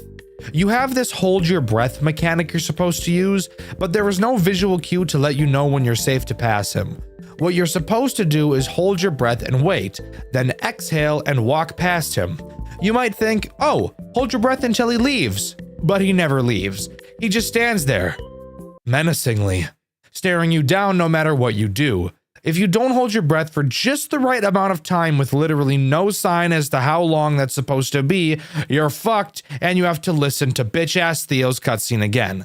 This took me a stupid amount of time to achieve, and it's honestly the most unenjoyable part of this chapter. But what happens if you get to the control room? Well, you get the misfortune of playing the most brutal and unforgiving night section this series has ever designed. The goal is to stabilize 10 rooms in the facility, but while this is happening, you're getting fucked by George and Jolly. In this office is a window and a door, just like the first Jolly game. You will have to check the light, and if someone is there, close the door until they leave.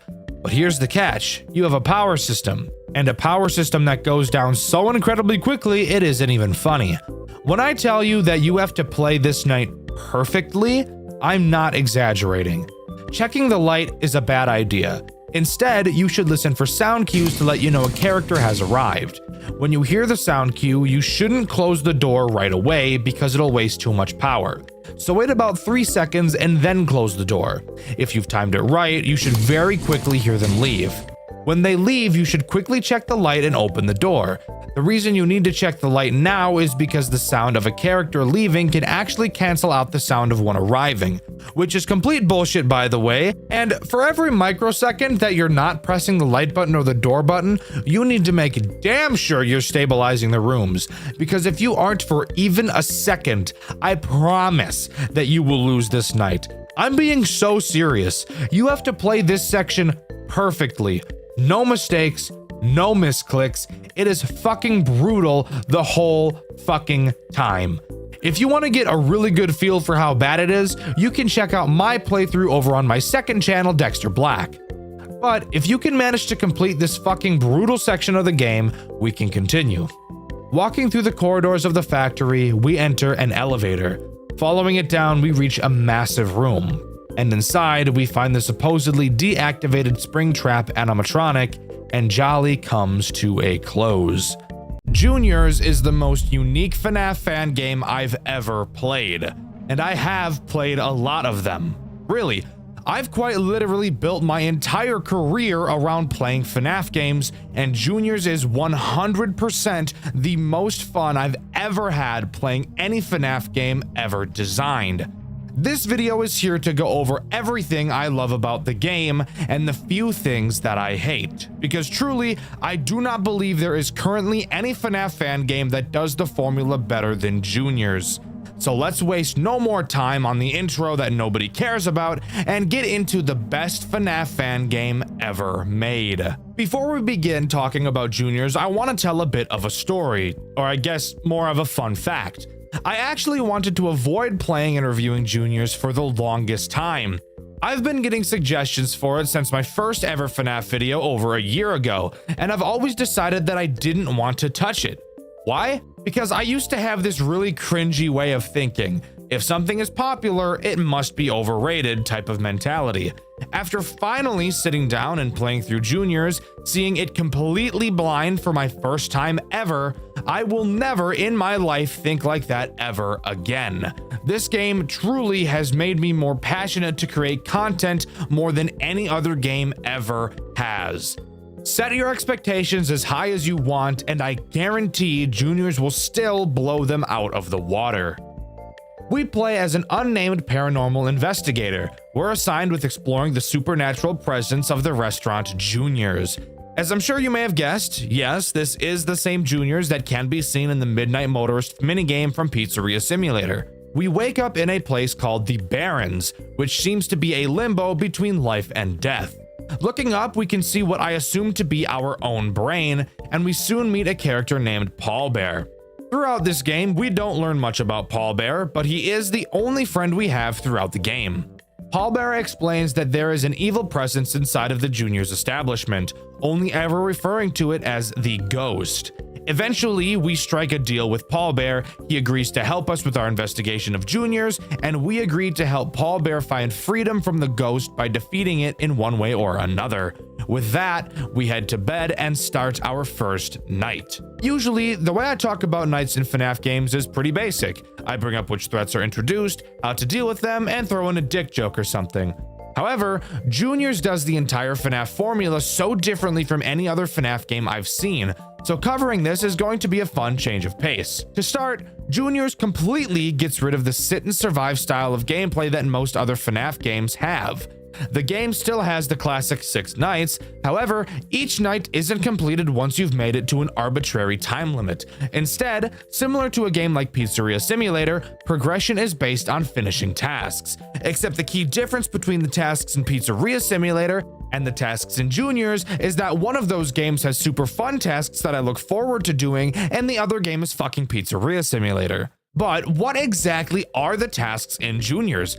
I'm so glad you asked, because these tasks are the sole reason why this game is so amazing. Throughout the night, the ghost Paul Bear was telling us about will enter one of the animatronics at random. It's our job to watch the cameras for weird anomalies and figure out which animatronic is possessed. And each night, you will have to correctly identify where the ghost is more and more times. On night 1, you need to correctly identify the ghost 2 times, and with each subsequent night, that number goes up by 1. But before we really get into that, there's something else that this game does that I wasn't expecting. Typically in FNAF games, the animatronics will make their way to your office and try to attack you. This is actually not the case in Juniors. The animatronics will never come to your office. Well, at least not in the typical FNAF way, but I'll cover that in a minute. The tools at our disposal are pretty minimal. We have our cameras, control panel, and our repair room. Throughout the course of the night, if you check your control panel, you will be able to see the condition of each of the 6 animatronics. Yes, 6. You've got the main 4, with the addition of the marionette and balloon bitch, or as this game calls him, balloon baby. As the night progresses, the condition of each of these characters will decrease. If they ever go completely empty, they'll use your ass as sustenance and gobble it up. At any time, you can send one of the animatronics onto a conveyor belt that will bring the character to your repair room. Once inside the repair room, you can quickly fix them and send them back into the pizzeria.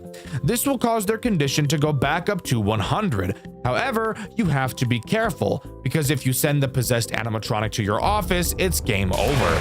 Another thing to note is that you can't send more than one character to your repair room at a time. Moving on to the actual ghost hunting part of this game. As mentioned previously, there are 6 characters that the ghost can possess. Both at the start of the night and directly after identifying the possessed character, you will get a grace period where no animatronic is possessed. You should use that time to send the lowest conditioned animatronic to your office to be repaired. There are multiple different cues to tell you who the possessed animatronic is. It seems like throughout the nights, new clues are introduced. However, I cannot find a distinct list of what clues get introduced each night, so I'm going to be guessing based on my experience. If you know that I'm wrong, let me know in the comments below. There are 2 clues that are introduced on night 1. The first one is pretty easy: camera flickering. When an animatronic is possessed, they have a chance to cause the camera that they are currently on to start flickering. The cameras by default flicker their lights, so this is pretty subtle, but if you look closely at an actual flickering camera, you'll be able to tell that the ghost is on it, because between the flickering, the cameras will have a brief period where they go black. That sounds pretty easy, I hear you saying, and while yes, it is, this is another part of the game that I think is super cool. There aren't an insane amount of cameras to look through, and it's very common that multiple characters will be visible on a camera at the same time. So this brings up the possible problem. If the cameras are flickering on a camera, but multiple characters are present, how do we figure out which of the animatronics is actually the possessed one? This right here, this conflict that you have to figure out, is the main reason why I love this game so much. It's such a simple problem, but the way you go about solving it can be different depending on your playstyle. This is honestly the coolest mechanic I've ever seen out of any FNAF game, and I don't think it's ever going to be beat. So, what was my strategy? Let's start with the hypothetical that we'll use throughout this video. Let's say we're looking at a camera that has Freddy, Bonnie, Chica, and Foxy present on it. The camera is flickering, so we know that either Freddy, Bonnie, Chica, or Foxy are the possessed animatronic. The first thing I would do is either send Balloon Bitch or the marionette to the conveyor belt, since I know full well it can't be one of them. So I'd just pick whoever has lower condition. Then I would constantly keep my eye on all 4 animatronics on that camera until 1 or more of them left. Once they left, let's say for example Freddy and Chica leave, I would stay on the camera to see if the flickering persisted. If it did, then I'd know it can't be Freddy or Chica. Let's say Foxy left next and Bonnie stayed on the camera. If the lights stopped flickering, then I'd know for a fact it has to be Foxy. And if I really wanted to double check, I could find the camera where Foxy left to and see that the lights are still flickering. But as I've said, that is only 2 of the clues that are introduced on this night. What's the other? Handprints. I should mention that once the ghost possesses a character, only 1 of the clues will become present in that character until it is found. And from what I can tell, they never switch which clue they have until the ghost is found. Handprints are pretty simple. When a possessed character leaves a camera, they will leave a handprint behind on the lens of the camera. So let's go back to our hypothetical again. Freddy, Bonnie, Chica, and Foxy are all on 1 camera. Freddy and Chica leave, and after doing so, we spot a handprint on the lens. That means we now know that the ghost has to be in either Freddy or Chica. So we can send either Foxy, Bonnie, the marionette, or Balloon Bitch to the conveyor belt And all that's left is to watch Freddy or Chica. Whoever we choose, we wait for them to leave a camera. If Chica leaves and a handprint isn't seen, that means the possessed character has to be Freddy. And with that, night 1 is in the bag. After the night, we head back to the Barrens and talk to Paul Bear again. He explains that he himself chooses to stay in the Barrens because the ghost won't go there. Pussy-ass ghost Paul Bear is afraid of another ghost. Don't question it. It's kind of like those people who are afraid of other people. What do we call those things? Oh, yeah, moderators. Anyways, night 2 time. Night 2 doesn't appear to add any new clues. However, I will take this time to talk about how Paul Bear can aid in our investigations throughout the night. If at any point you're confused on who the ghost may be hiding in, once per night you can go to the control panel and actually ask Paul Bear who he thinks it is. He'll be able to narrow it down to 2 characters. Do you need this to beat the nights? No. But I do think it's kinda neat that it's available if you're struggling. I only ever used it once throughout my playthrough on accident because I didn't know that clicking on this would actually cause him to give me a hint. Also, if you want to watch my full playthrough, you can do so on my second channel, Dxtr Black. It's also on this night where I want to bring up the Marionette and Balloon Bitch. Since you can never actually see either of them on the cameras, you may be wondering how you're supposed to be able to tell if they are possessed. I'll talk about the Marionette later, so for now I'll talk about Balloon Bitch. His mechanic is actually incredibly simple, and I honestly think it's one of the weakest mechanics in the entire game. All you have to do to check if Balloon Bitch is possessed is look at your control panel. If his condition number is freaking the fuck out, he's possessed. If it's not, he's not. That's it.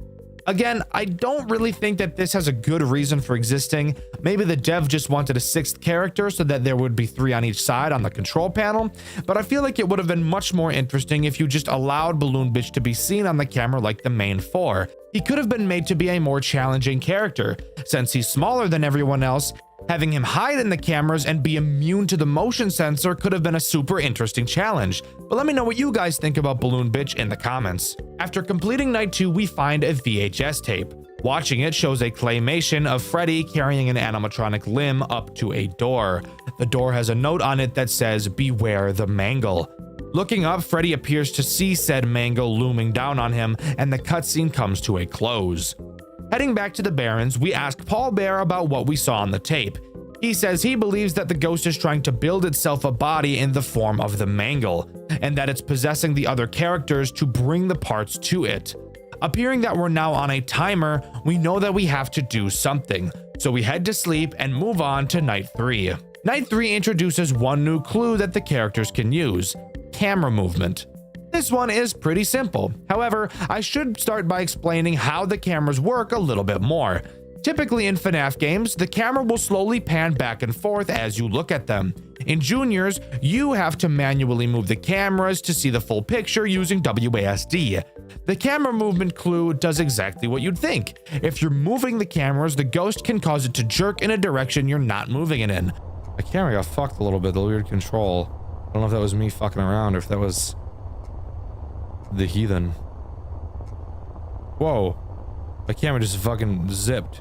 Using that, you can follow the exact same method as the flickering clue. However, the camera will not jerk if you aren't moving the cameras, so you'll need to get into the habit of doing that often. Although that really shouldn't be a problem since, again, you can't see the whole camera unless you move it. This is also the night where I want to talk about the Marionette and how she works. Just like Balloon Bitch, you can't see the Marionette on the cameras. However, you can hear her. You can tell which camera she is on by listening for the music box.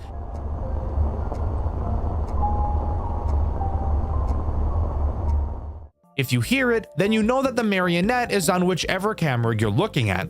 Fundamentally, is this different from the 4 main characters? No. However, I do think it's a super fun addition to the formula, where if we were using our hypothetical again from earlier, let's imagine all 4 of the main characters are on a camera and the camera is jerking in a random direction when we move it. Then, all 4 characters leave at the same time, but the camera is still somehow jerking. Then you notice that you've been hearing the music box the whole time and just weren't paying attention. Now you know that it has to be the Marionette.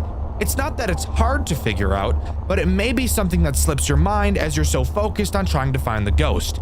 I love the marionette in this game, and if you couldn't guess from my constant glaze, it's the best marionette I've ever seen out of any FNAF game. After completing night 3, we find another tape.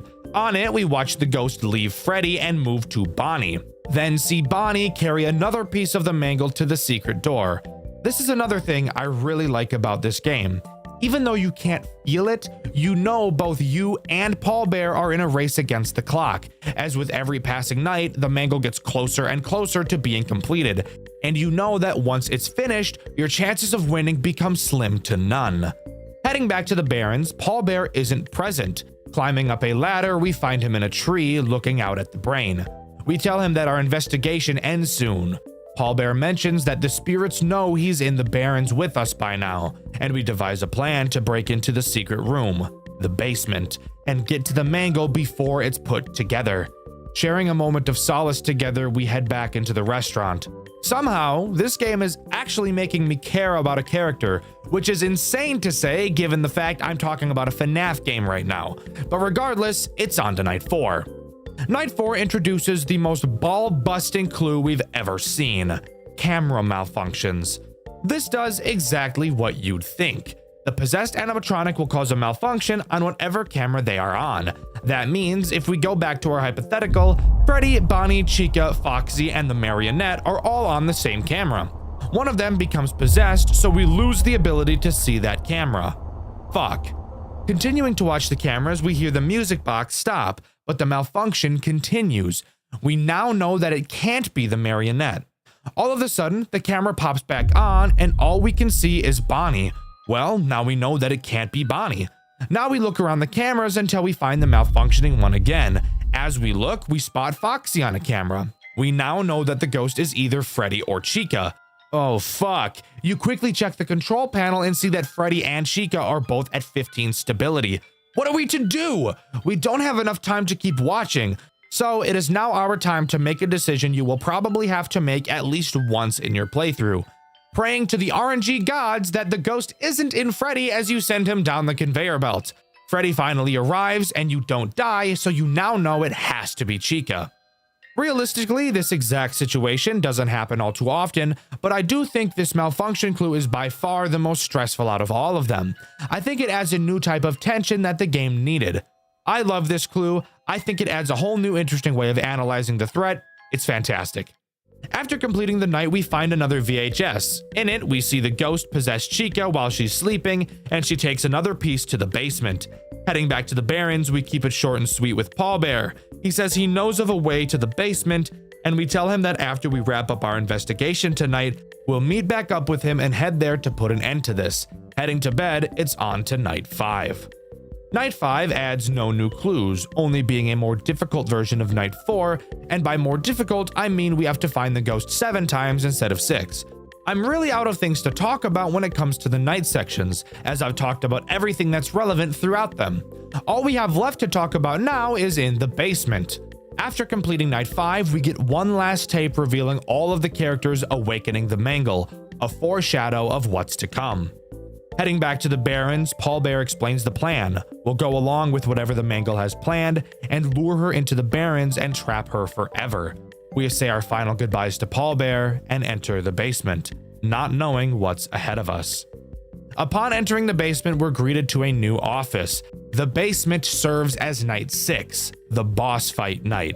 I'm just gonna put this out here right now. I am not a fan of night 6, gameplay-wise at least. I think it looks great, and I think it serves excellent story purposes, but I think it's a massive step back from the core loop of the game. The basement is set up exactly how the office from FNAF 2 is. 2 open vents to your left and right, and a large hallway in front of you. You have access to a flashlight, cameras, and a Bonnie mask. Yes, it's literally just FNAF 2, even equipped with a music box to constantly wind throughout. Maybe this is the reason I don't like this night. Just kidding, it's not a maybe. Of course this is the reason I don't like it. I'm not a huge FNAF 2 fan personally, so seeing it in a FNAF game that I really like puts a bad taste in my mouth. However, I'm not going to let that discourage me. How does this night play, and are there any redeeming qualities? Throughout the night, all you have to do is wind the music box and put on your mask whenever the animatronic enters your office. If you ever see Foxy in the hallway, flash your light at him. Guys, it's literally just FNAF 2. I really don't have to explain this to you. The characters even look different on this night, and in the extras menu, this version of them is called Withered. It's FNAF 2. That's it. That is until the halfway mark. What the fuck? We were the mangle. What the fuck? Conveyor belt. Yo! Yo! What the fuck? Yo, the time's all fucked. What the fuck is that thing? Oh, nah. Halfway through the night, your control panel will be forced up. You'll be able to see the conveyor belt and watch as each character makes its way through. Several sticky notes ridiculing you. Every single animatronic sacrifices its body to the mangle, and it's finally time for the final fight. The mangle enters the building, and now is the perfect time to talk about how fucking disgusting these character models look, especially Mangle. The level of detail in these characters is insane. Seeing Mangle on the cameras is probably the most uncomfortable thing about this entire game. She's so gross, and it's super cool. But I do have to ask the question, why the fuck do they look like this? Is our main character going insane and imagining that they look like monsters more than they do? Or did the manufacturers of these robots actually design the most fucked up, creepy robots of all time? Anyways, once the Mangle spawns, the way this night is played changes. Now, for some unknown reason, Mangle has an owl attached to her. Does that make sense? I'm sure there's a reason for it, but I can't for the fuck of me figure out what that might be. Occasionally, this owl head will appear in either of your two vents. When it does, all you have to do is put the mask on until it leaves. Mangle herself has a chance to appear in the hallway. As far as I can tell, she has no sound cues, so you have to constantly check for her yourself. When she's there, hold the flashlight on her until she leaves. Finally, we have the most soul-sucking, nutsack-tearing, butthole-puckering mechanic in the entire goddamn game. The Ghost. The Ghost can appear on any camera. You'll be able to tell because you can see her hand. When you see the Ghost, all you have to do is hold the light on the camera until it disappears. You might be asking yourself, why the fuck is that a problem? That sounds even easier than the owl. Hell, I almost guarantee you will never be able to see the cameras in your entire fucking life. Why? Well, as I'm sure you're aware if you've ever played a FNAF game before, when a character moves from one camera to another, it's very common for the camera to go black for a moment. This is done so that you don't see the characters teleporting out of sight. However, the Mangle moves so goddamn cocksucking fast through the cameras that they will be black for about, 90% of the fucking night. Meaning that, very rarely will you be able to check if the Ghost is on a camera. Could we stop? Could we stop? Literally, what the fuck am I supposed to do? She's moving around the camera so fast, I can't even fucking look to hold the light on her. I feel like this is unintentionally difficult, but it's actually so bullshit, it's not even close to fun. This is the main reason why I dislike Night 6 as much as I do. Dying because I couldn't find the Ghost because I can't see the fucking cameras for more than 0.3 seconds every 14 decades is not fun. It ruins the pacing of the game and destroys all immersion I had in the situation. But if you can manage to not get fingered by the Ghost, you'll survive to 6 AM and lure the Ghost into the Barrens. The Ghost grabs Paul Bear, revealing he himself is a costume, not an actual plush bear. Surprise, surprise. This should have been obvious.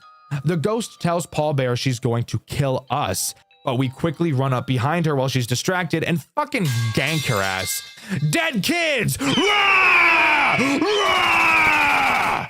The screen cuts to black. We learn 5 years later, Juniors would reopen after some significant rebranding, focusing on, quote, family fun and above all, safety. A line that should be familiar sounding if you've played the official games. Finally, a character named Jeremy is asked when they're free to start the job. Let's pause. This twist is pretty damn cool. We saw an exact replica of the FNAF 2 office on Night 6, and now we learn that Jeremy Fitzgerald is being hired. Of course, knowing the official lore, Jeremy was the night guard in Five Nights at Freddy's 2, and the family fun and above all safety is something the phone guy says in FNAF 2 as well. which would lead me to believe that the rebranding of Juniors was to Freddy Fazbear's Pizza in the form of the pizzeria we see in Five Nights at Freddy's 2, using the toy animatronics and the layout we find in the basement. But with that final awesome twist, Juniors comes to a close. Overall, I think Juniors is unironically the best Five Nights at Freddy's game I've ever played, even beating out the official games. Sure, I'm not the biggest fan of the final boss night, but the rest of the game easily makes up for that shortcoming. Juniors is 100% at the top of my fan game tier list, and I highly doubt it will be losing that position anytime soon. The kings of classic FNAF fan games. What comes to mind when I say that? Maybe Five Nights at Candy's, Five Nights at Wario's, Those Nights at Rachel's, and Treasure Island, to name a few. But for you freaks, you goons, you heathens, there might just be another answer. A game so popular when it came out for a reason I'm not even sure of myself. Today, I'll be talking about that game. A game so utterly terrible, yet somehow loved. Sit back and relax, because today we're diving into the weird world of Five Nights with Mac tonight. Where do I even begin with this game? Probably by saying that for this video, I played both the first and second games, except not really because I played the remastered versions of them. Was this a good idea? No. These games were pretty bad, and unironically enough, the thing about them that pissed me off the most was the story, but we'll get into that later. And trust me, you don't want to miss that. The game starts as you'd expect an old FNAF game to begin. We pick up a newspaper and accept a job at a restaurant full of animatronics waiting to break our consent and make their willy wag. We enter the restaurant and get the first phone call of the night, and really begin the nightmare that is this game. Not only are these phone calls absolutely horrific from a story standpoint, but they're also somehow even worse from an immersion standpoint. Why? Well, not only are they quite literally impossible to hear because of how fucking loud the rest of the game is. This is Chris. You may remember me. I'm the manager here at this business. But I guess the developer thought that it'd be really funny not to cut out any of the mistakes by the voice actor. We can't afford broken animatronics in a restaurant that hasn't even opened yet. We can't afford broken animatronics in a restaurant that hasn't even been broken to the public yet. That's more funny than anything, but the whole barely being able to hear the phone call part is enough to make me want to throw a baby deer in a river. Oh yeah, and if that wasn't bad enough, the phone guy is also Australian, so that's just torture. Anyways, the phone guy doesn't really say anything of substance in this night, really only explaining the basics, but I get the feeling I can do a hell of a lot better than he can. Let's start by going over the few tools at our disposal. First, we have the cameras. No shit. On the cameras, we have a call button that is located on the camera that contains Mac tonight. This button does what you'd think it does. Makes some noise, animatronics go, "Ooh-wee," and then leave. But who's affected by the call button? Let's think long and hard about that one, guys. I don't know. Maybe the fucker who's on the same camera? Jesus Christ, why am I having to explain this basic concept to you? You're like a toddler, a little stupid drooling baby, a little insignificant worm, rodent, vermin, bug. Sorry. No, I'm not. That's a lie. Anyways, the only threat on this night is Mac himself, and he's pretty damn basic. All he does is meander through your cameras, like holy shit, he's so slow. Eventually, he'll wander into your office, which, pause for a minute. This is not an office. I think we're just stationed in the kitchen? Maybe? I quite literally have no idea where we are right now, because this, to the left, is the drive-through window. So we have to be in the kitchen, right? Because if so, that's stupid. But whatever. When Mac gets to your office, all you have to do is use the call button to cause him to go back to his stage. Very basic. What's the downside? I'm glad you asked, because of course there's a downside. If you use the call button too many times, an error will begin. To fix it, all you have to do is go to your control panel and reboot it. God, don't you guys miss playing Five Nights at Freddy's 3? What's that? You don't? That's unsurprising because FNAF 3 makes me want to stick my penis in a blender. But believe it or not, that's not the only attack Mac is capable of. The other attack consists of being a fat ass and going through the drive-thru several times each night. As I'm sure you could have guessed, Mac has the chance to instead wander to the drive-thru window, and when he does, all you have to do is open the control panel and literally just tell him to fuck off, and he listens. Surprising, I know, but you know what? I'm not gonna complain, because he listened, and I appreciate that. But after each night, we get to talk about the post-night cutscenes, which aren't really cutscenes because it's just a black screen with people talking. In this game, I have no idea who we play as, but who is important is the Australian man, so get used to hearing his voice a lot. The Australian man's name is Chris. He's the manager of the McDonald's we work at. And in this cutscene, he walks into the office of... I actually don't know who we could be talking to. It's clearly a higher up because Chris asks him for a raise, but I have no idea who this higher up could be. I'm guessing it's the owner of the building, or who knows, fuck, maybe it's the CEO of McDonald's, I don't know. Anyways, Chris walks into his boss's office and asks about a raise. Why do you ask? Well, this is where we get to talk about the most hilarious sequence of words I've ever heard. Chris says his daughter is sick, with either an infection or a disease. He doesn't know what it is, but in his expert McDonald's manager opinion, it looks fatal. Well, so far my daughter and I are dealing with very little money, mainly affected by taxes and whatnot. She's currently going through some infection or disease. I don't know what it is, but it seems fatal. I know this is supposed to be like a super serious moment in the story, but I just thought this sentence was so fucking funny. Maybe I'm an asshole. I don't know. Of course, Chris is all pissy that he doesn't get a raise, which, by the way, grow up. You did what you should have done and asked. You didn't end up getting it. That sucks. But you wanna know what you don't do? Throw a fucking temper tantrum and yell at your boss. Because that's just gonna get you fired, moron. I get your kid is probably dying, but you wanna know what'll make your financial situation a lot better? Not having a kid anymore. The boss explains that the reason Chris can't get a raise is because the company recently spent a lot of money on the new animatronics for the restaurant. They saw how well the Mac Tonight commercials performed on TV, so they thought it'd be a good idea to capitalize and buy the animatronics so that the company would make more money. That makes sense. However, because of this, the restaurant would be closed for a week while they did renovations on the building in preparation. This, overall, is a very valid explanation as to why Chris will not be getting a raise as of now. But instead, after only one fucking day of working at the goddamn restaurant, he's already both demanding a raise and throwing a fit after not getting one. Actual child behavior right here. Moving on to night 2, we get another call from our boy Chris. He's all mopey because his stupid kid is gonna die, blah blah blah. Who the fuck cares, am I right? He mentions something about the Hamburglar being found in the vents of the building, which, by the way, I would find hilarious if the Hamburglar wasn't also the most infuriating character in this entire game. Speaking of the Hamburglar, let's talk about what this dickhead does. The Hamburglar, as I'm sure you could have guessed, burgles hamburgers. The Hamburglar, the Hamburglar, as I'm sure you could have guessed, burgles hamburger. The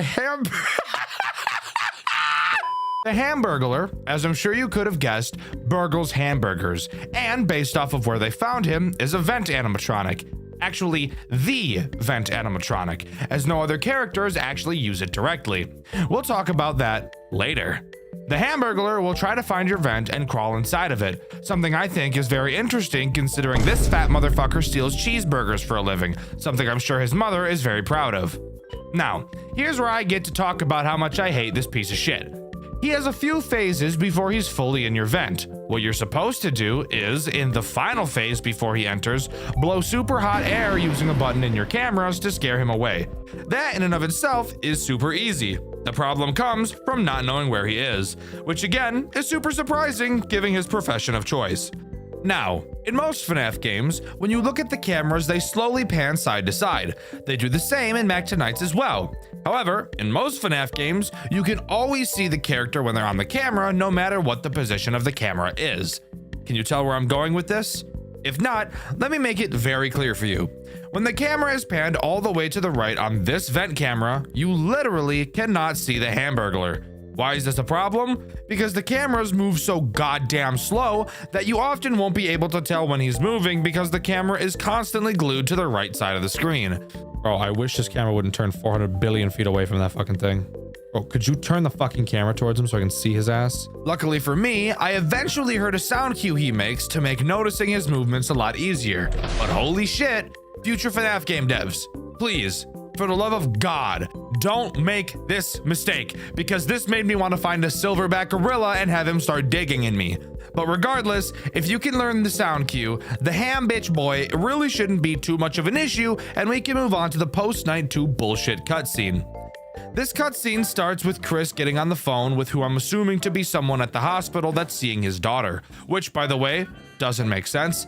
In the previous cutscene, Chris told his boss he doesn't have money to even get his kid seen by the doctor, which, by the way, I know in the US you can't legally be denied medical care, but fuck you, it's not disclosed where this game takes place, so eat my balls. Regardless, it is confirmed she has a disease. Still insane that the disease doesn't have a name either, because they've also confirmed that there's nothing they can do and she is in fact going to die. I find it weird that they can both determine that it is fatal when they haven't confirmed what disease it is. Or who knows, maybe Chris is just retarded and can't pronounce words with more than 6 letters in them, as emphasized by him once again getting upset and calling his boss stupid for ordering the new animatronics for his, and I quote, greed of money. That bastard. Ordering them pieces of junk just for his greed of money? Moving on to night 3, we're told nothing important by Chris and are introduced to 2 new characters, Grimace and Ronald McDickhead. Let's talk about Grimace first, because Grimace would never hurt a fly. On purpose. Grimace works kind of like a foxy, having multiple stages before attacking you, except I actually just lied because he only has 1 phase before attacking you. When you see him move from his original position, all you need to do is press a button on your camera to make him go back. Are you starting to notice a pattern for this game's mechanics? That's fine. Maybe the main fucking mascot for McDonald's will be better. What does Ronald do?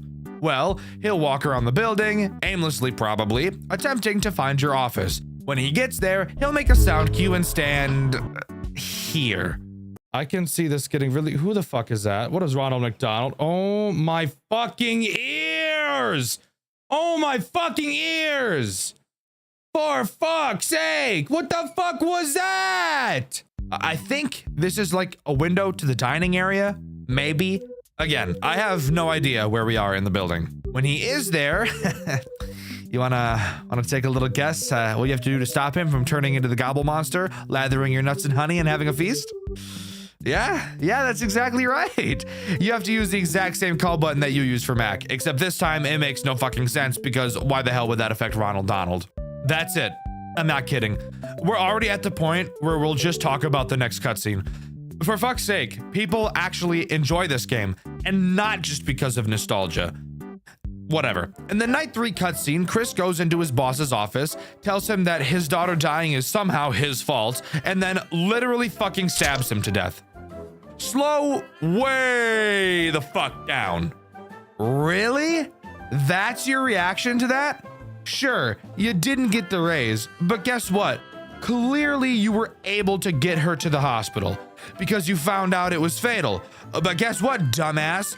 No amount of money would have made it not fatal. And if it could have made it not fatal, then that just means you waited too long to get to the hospital to get it checked. Now, you might be thinking, oh, he didn't want to go to the hospital because he didn't have the money for it. Usually that would make sense, but I'm gonna say fuck you to that thought process in this situation, because if this guy is willing to kill somebody because his daughter is dying, I don't think anything would have stopped him from going into the hospital to attempt to figure out what's going on with her in a timely manner. This story is such a headache. This story is frustrating, and this story makes my dick hurt. If the plot of this game is trying to make me not like Chris, then I take back my criticism, as it's doing a great job at that. But if it's instead trying to make me side with Chris and understand his way of thinking and say, you know what? Sure, killing someone is bad, but at least you could argue he had a good reason to. Then this game is doing an absolutely horrendous job at doing so. Night 4 time. What does Night 4 introduce? Well, first, I want to take a brief moment to talk about the phone call and about how little sense this story makes. So, the phone guy is very clearly Chris. You can tell by the ear-grating Australian accent. So, I can't figure out the order of events that take place in this game. As we're playing through the nights, it's clear that the animatronics that were being brought have already arrived. The same animatronics that caused Chris's boss to not give him a raise. Cool. We're told in this phone call that the restaurant still has yet to open, which, by the way, raises a whole different ordeal of questions, like why the fuck are we even here? But whatever, let's forget about that for a moment. Throughout this phone call, it's very clear that Chris is bothered by the fact that the animatronics are moving from their positions at night, and he yells at us to move them back before we leave work. He says that we can't afford to have these animatronics break before the building is open to the public. So pause. Why the fuck does Chris care? Maybe I'm not even asking this question in the right way. So here, let's just pause and let's go over everything we know real quick and pretend that it all makes sense. Chris asks for a raise, gets denied. His daughter is told she's going to die and there's nothing they can do about it. Chris then kills his boss. This is what we know so far from the post-night cutscenes. We also know that Chris thinks the robots are stupid and have a part to play in his kid dying. So then tell me, why the fuck does he care so much about the state of these animatronics when in his mind they have a large part in why his daughter is either dead or dying? This is the big problem for me with this series. When I stop to think about why what's happening is happening, it just doesn't make any goddamn sense. And get this, when we start talking about the second game, it's going to make even less sense. No, I'm not joking. We'll talk about the second game in a bit, but this fact is just making me think that the dev wrote the story as he went. But okay, let's stop talking about the phone call now and move on to the threats this night introduces. Birdie and Mayor McCheese. Let's start with Mayor McCheese because it's literally just Mac tonight with a Fortnite skin on. Literally, he does the same thing. Can enter your office and show up at your drive-thru, is both dealt with in the same ways. Worthless character. With that out of the way, we can talk about the much more interesting character, which, for a female bird character in a FNAF game, I surprisingly have no sexual tendencies towards it, because this bird is butt ugly. Birdie is the only other character that interacts with your vent, except unlike Big Boy, she doesn't actually enter it, probably because she's the size of Jupiter. All she likes to do is break your shit, so she must have gotten divorced, am I right, fellas? Anyways, her goal is to break your vent heater. A sound cue will play when she does so, and when she does, all you have to do is use your maintenance panel to fix it. And hey, while we're here talking about the maintenance panel, let's talk about how jank it is, and how it adds literally no challenge to this game whatsoever. The maintenance panel in Five Nights at Freddy's 3 adds a challenge because when something is being repaired, you can't use it, leading to a lot of bullshit timings that artificially make the game more difficult than it technically is. Mac Tonight's aimed to do the same thing, except they forgot the part where fixing something makes it temporarily unusable. While yes, the fixing beeps take a long time to finish, the moment you click the repair button, the problem is solved. So you can go to fix the heater, press the button, and immediately after use the heater to blow away the hungry bitch boy. Isn't that just awesome? The answer is yes, because without this gameplay flaw, this game would probably be impossible. Moving on to the Night 4 post-night cutscene, we hear Chris driving in his car. And it's during this scene my mind was fucking blown, because this story somehow begins to make even less sense. It's here where we learn that up until now, Chris hasn't even been a manager. He was just an employee, and the guy he killed was the manager. Before I continue talking about this, we need to pause and immediately go over another massive flaw in this game's story logic. So, in case you didn't know, managers aren't the ones who give you a fucking raise, you moron! There is quite literally nothing he could have done for you. It's not his decision to make. The way raises typically work is the manager will recommend an employee for a raise. It's then either up to HR, a committee, the owner, or even higher management to decide whether or not to give the raise. This fucking retard killed a guy for no fucking reason whatsoever. And the craziest part? Now he's taking his place. And that's why we hear him on the phone calls. He's the fucking manager now. Want to hear some even more mindfuck? He states on the phone call that he's going over to the facility where the animatronics are being stored to go destroy them. If he's destroying them, why the fuck does he care about them so much in the phone call we receive on night 4? What the actual fuck is going on in this goddamn story? It makes no fucking sense. And guess what? It's still going to make even less sense once we start talking about the second game. So strap in, guys, because if you haven't gone brain dead yet, then you're going to later. Going into night 5, we receive one last phone call from Chris. He thanks us for protecting the animatronics, even though literally in the night previously, we got yelled at for letting them move. But fuck it, whatever. At the end of this phone call, something enters the office and ganks his ass.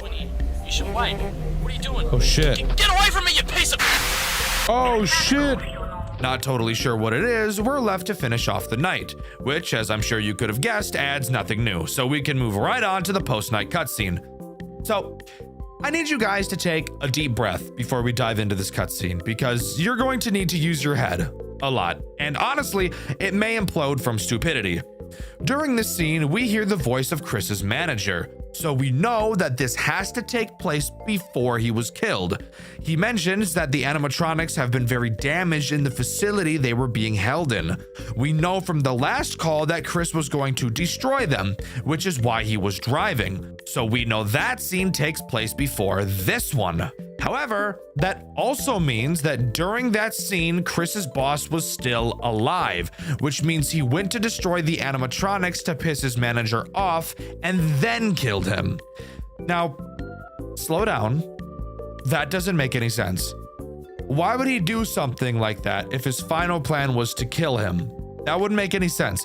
He wouldn't get the chance to be angry about it because he'd be dead right after. I should also mention that his manager mentions needing to check the cameras to see what damaged them. And from a very, very important detail we will learn in the second game, it makes the scene where his boss is killed even more confusing. But I'll talk about that later once we learn this very important detail. For now, let's just move on to night 6. Remember how I said the call we got from Chris on night 5 was the last? Well, guess what, shithead? I lied to you. That's right, never trust YouTubers, especially not FNAF ones. They're either liars or pedophiles. And seeing the types of people I'm up against, I'm really glad I got given the liar trait and not the other one. Anyways, yeah, we still do get a phone call from Chris this night, except this time it's revealed that he's turned into an animatronic. Woo! Spooky, bitch! For some reason, he wants to kill us. I don't know why. He says that he can't have any witnesses, but that brings up way more questions. One, is he implying that we saw him kill his manager? Because I'm pretty sure we didn't. Trying to follow the timeline would show we weren't even working here at that time, so that's not possible. Second, even if we did see it, you're dead and have been turned into an animatronic or something. So it's not like you can be held responsible for your actions anyways. Also, yeah, I think it's pretty obvious Chris got killed by Mac in Night 5's phone call, as Chris is now a new threat in this night that will attack you. He's literally just Mac. He even looks like Mac. He attacks the doors, attacks the drive-thrus. Wahoo! Once you beat Night 6, you'll be thrown into a sort of free roam section, except not really, because it's a scripted scene where you walk up to Mac. He looks at you and the screen goes black, and then we get to talk about the post-night cutscene. This one takes place at who the fuck knows when. Chris is talking to his boss about getting a job watching over the warehouse where the animatronics are stored, the same place he later goes to destroy them. Okay, so we know this takes place before that, but can we pinpoint exactly when this takes place? The answer to that question is yes, and to answer it, we have to take a look at the second game. But before we hop over to that game, I have one more question to ask. What the fuck was the point of the character we played as during the night segments? We quite literally served no purpose. Apparently we were witnesses, but we never actually witnessed anything. At first I thought, Maybe Chris is destroying the animatronics and then pretending in the phone calls to us it's something else doing it. But that wouldn't make sense because 1, we're not in the facility where they're stored, we're in the McDonald's, and 2, Chris killed his manager after he destroyed the robots. And we know that during the night sections his manager is already dead because Chris is the manager at that point. So what the fuck did we even do except just work at fucking McDonald's? I guess we got looked at by Mac at the end, but it seems like we were just utterly useless. Also, we were wearing a yellow glove, which would lead me to believe it was actually in the POV of fucking Ronald. I don't know what the hell's happening right now. But whatever, let's forget about this mess and just hope that Mac Tonight's 2 is better than this one. Spoiler alert, it's a lot worse. Get a refill on snacks and drinks. Let's dive deeper down the shithole. When it comes to Five Nights at Mac Tonight's 2, not only is it worse gameplay-wise, it's also worse story-wise, somehow. Let's start by getting one huge detail I noticed out of the way. On the title screen, you can see a list of credits, and if you look close enough, you can see that one of the people who helped work on this game was, Ivan G, aka the creator of my least favorite FNAF fan game series of all time, Jolly. If you'd like to hear me rant all about that game, you can do so after you finish this video, as I have an entire hour-long review of that game up on this channel. Also, I haven't done this at all in this video, so go subscribe to Dxtr Black, Dxtr Blue, Dxtr Gray, join the Discord server, and go check out the merch store as well. All links in the description. In Mac Tonight's 2, we play as Chris, which would reveal that this game takes place both before the events of the first game and before Chris killed his manager. Loading into the first night, the phone call doesn't tell us a whole lot, basically what we already know. Chris took up the job to watch the warehouse where the animatronics are stored, but of course, we know he's just there to destroy them. Let's talk about our tools. This time around, we have 2 sets of cameras, one normal set and another set specifically for the vents. The only threat active on night 1 is Mac, who will walk through your cameras to try to get to your office. This time around, there are 2 entrances, that being 2 doors. Why? Because fuck you! What I really want to focus on was the biggest dick move I've ever seen a game pull before. Let's take a moment to tunnel vision on the only 2 cameras that matter in this game. Camera 2 and Camera 4. Both cameras are the cameras right next to your office doors, and through each you can remotely turn on a safety lock to keep the robots out. Each door has its own power supply. The problem? These power supplies drain fast as fuck. So much so that I was noticing on earlier nights that when Mac would appear on camera 4, that by the time he'd leave, I'd be left with a big chunk of power missing, which led me to believe that the remainder of the nights would be very difficult because no shit, he would be attacking more frequently. Something even cooler? Where does Mac go after camera 4? Camera 2. What's in camera 2? Another fucking entrance to the office. Holy shit, we have to waste even more power. Now pause. If you're familiar with this game, I can already tell you're going to the comments to explain to me how badly I'm not understanding how this mechanic works. And shut up. I know that's not exactly how it works. I like to explain based on my experience, and this is how it went. Turns out, this camera state is not Mac about to open the camera 4 door. He actually has 2 different phases on this camera, attack and no attack.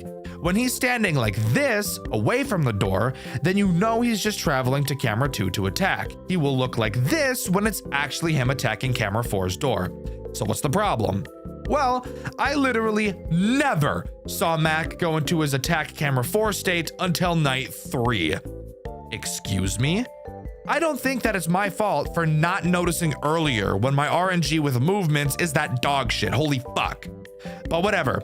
After learning that, I had no problems with Mac, and we're free to move on to the post-night 1 cutscene. Psych! Guess what? There aren't any. We're just jumping right into night 2. Night 2 drops a fucking bombshell on me and blows up all hope of understanding the lore of this game.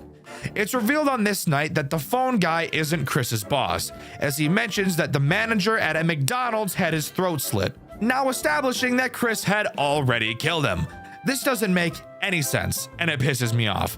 And you'll understand why later when we talk about that very important detail I mentioned earlier, so just bear with me a bit longer. For now, let's go over this night's threats. This night introduces this game's Toy Freddy equivalent, the Hamburglar. And no, not because of his game mechanics, but because he's a fat ass.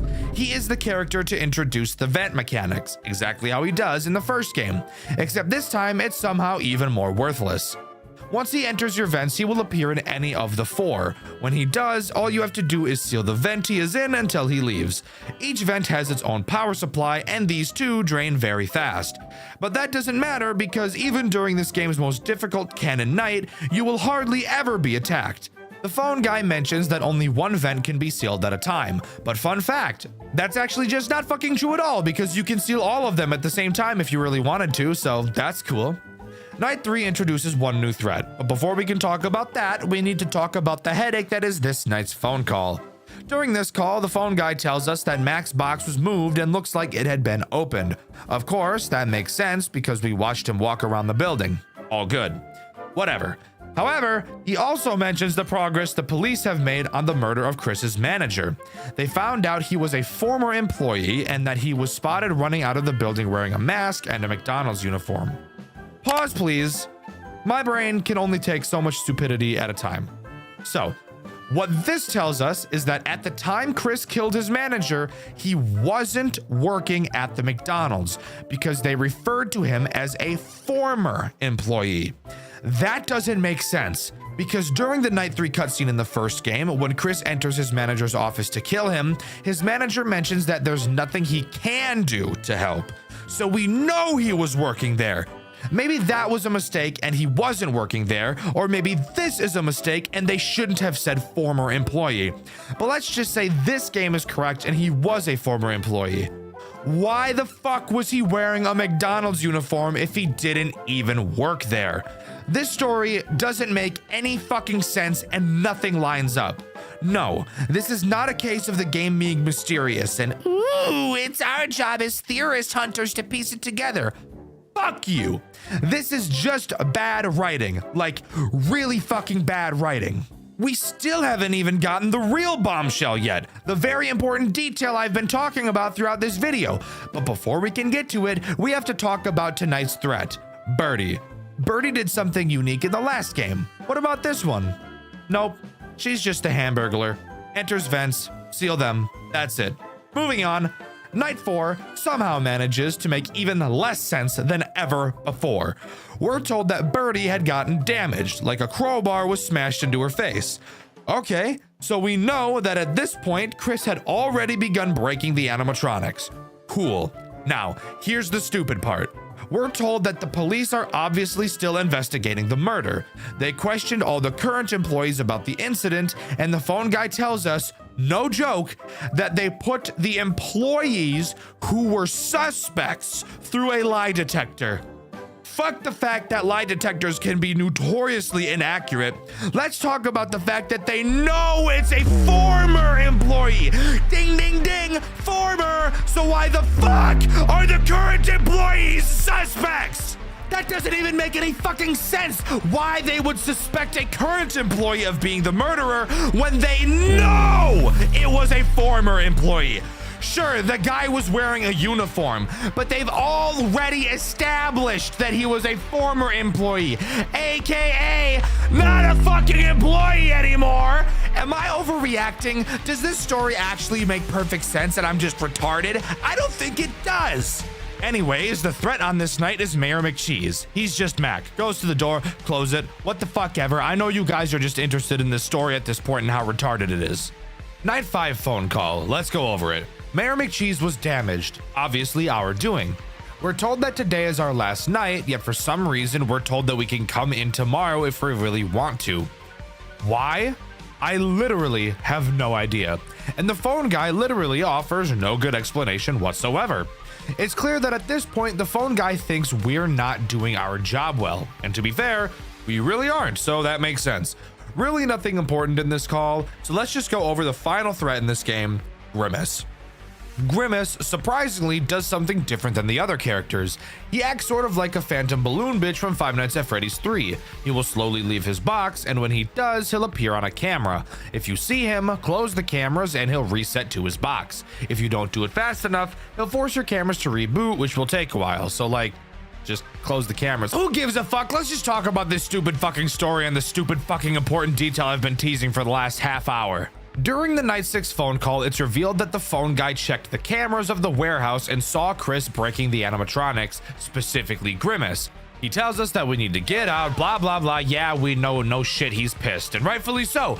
But hold up. Did you hear what I just said?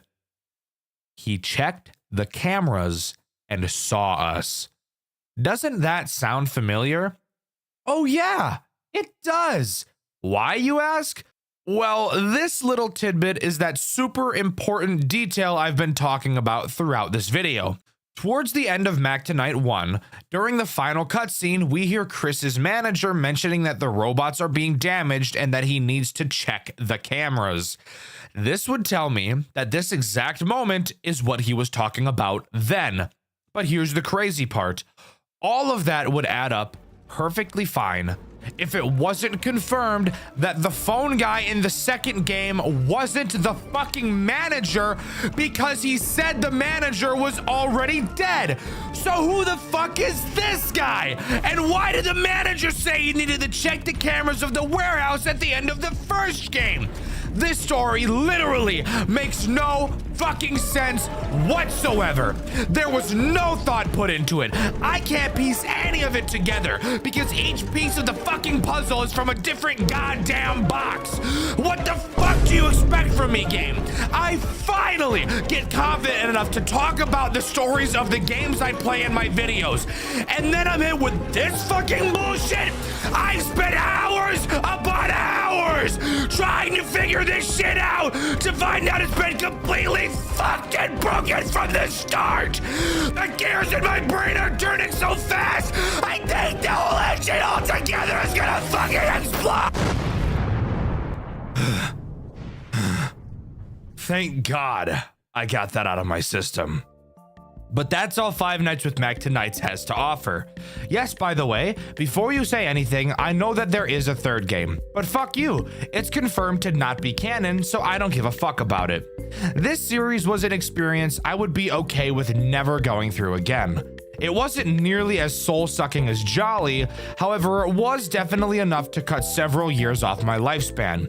From horrific gameplay to the worst story I've ever seen in my life, Mac Tonight's truly doesn't have it all. Hype in the Five Nights at Freddy's community, something that is one of my favorite parts of the entire fandom. Seeing people get excited for new titles is always exciting, and a large majority of the time, the games they're excited for turn out to be amazing. Currently, I know I'm waiting for Soulless Look to come out. That one looks awesome. But of course, with all hype comes games that get overhyped and can never live up to the expectations. And sometimes an even weirder phenomenon happens. We get people hyping up a game that's already released, only for the game to be pretty lackluster overall. This is the central theme of the game we'll be talking about in today's video. That game being Bondi's Barnyard Safety Violation, a game I've been recommended more than even games like Left to Rot and Banshee, even though the actual game itself is probably one of the most boring games I've ever played. So join me today as we dive into the weird world of this game and see if we can figure out why so many people say it's as great as it is.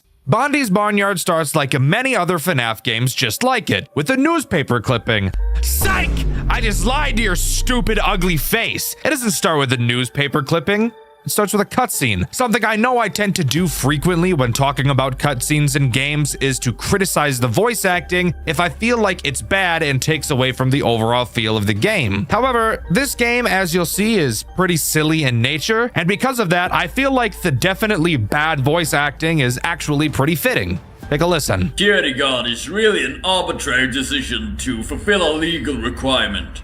Bondi, Grice 40, they're all equipped with a security system capable of tracking down any intruder. They can even hear a person breathing within a 50-meter radius. What about the cow?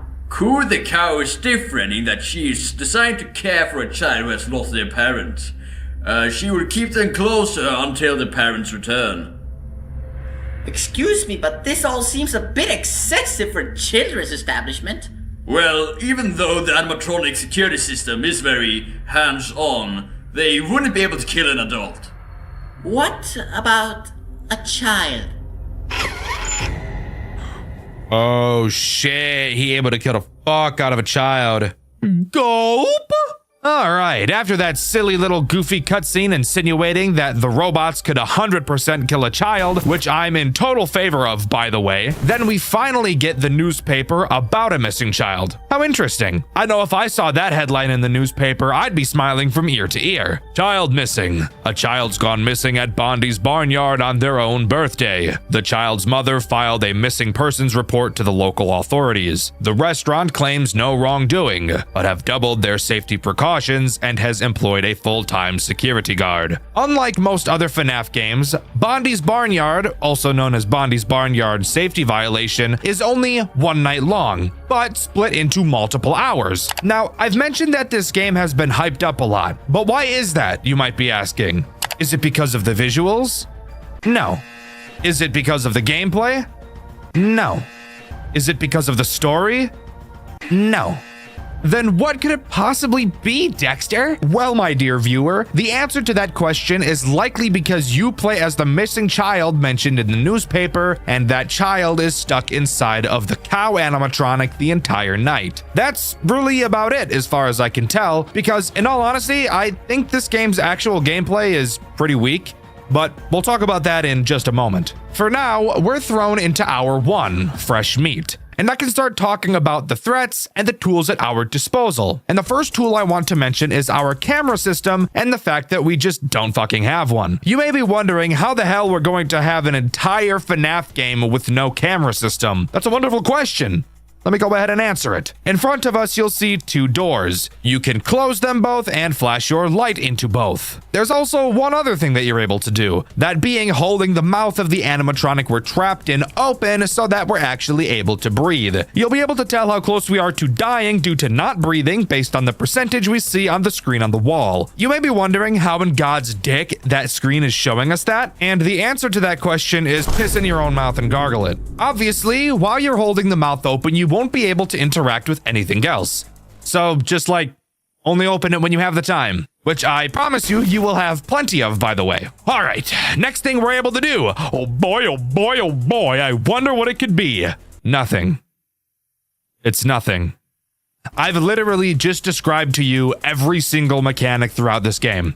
Doors and a reverse Freddy mask. That is literally the entire game. Some people say that this is their favorite FNAF fan game ever made, and I just can't see how. You're going to see throughout this video how mind-numbingly boring this game actually is. One thing I want to mention is this game's version of phone calls. It does something very reminiscent of One Night at Flumpty's 2, that being having the phone call be a song. However, unlike Flumpty's 2, where the phone call song is actually a certified hood classic, the songs in Bondi's Barnyard sound just about as appealing as getting fingered in the bleachers after school by a guy who smells like BO and breathes really hard through his nose and his mouth at the same time. You are somewhere you're not meant to be. I guess you'll have to settle for the company of me. If the camera sees, freeze off, say cheese. Don't let them put you on your knees. Wasn't that just awful? Wasn't that just terrible? Wasn't that just dog shit? Wasn't that just horrendous?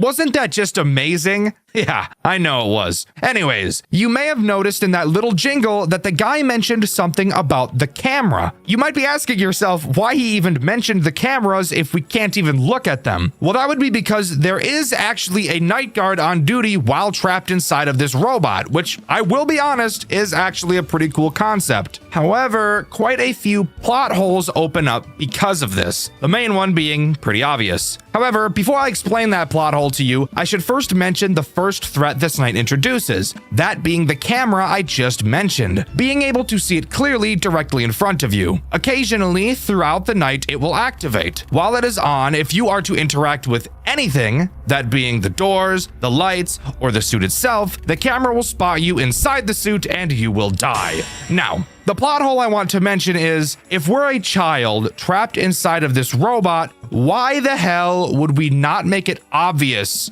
that we're trapped inside the robot? Like, trust me, I get it that the robot kills us if we let the guard notice us, but like, how would the kid even know that that would happen? I know the phone guy or whatever explained it to us, but in all honesty, I highly doubt the kid was paying any fucking attention to that. Have you ever met a child? Truly one of the most terrible experiences anybody can have. I literally hate them. They're retards. Stupid fucking drool leaking out of mouth ass waste. But Dxtr, you were a child once. Yeah, and my mom is a saint for not dropping me in the dryer and turning that bitch on spin cycle. She has much more restraint than I. Anyways, moving on. There was only one other threat introduced on this night, and that threat is your big fat patty whacker double-decker dick smacker crack whacker poop fapper mother, aka just a fucking robot pig. Does it have a name? Yeah, probably, but I'm not going to waste my time and look it up. I've got complaining to do.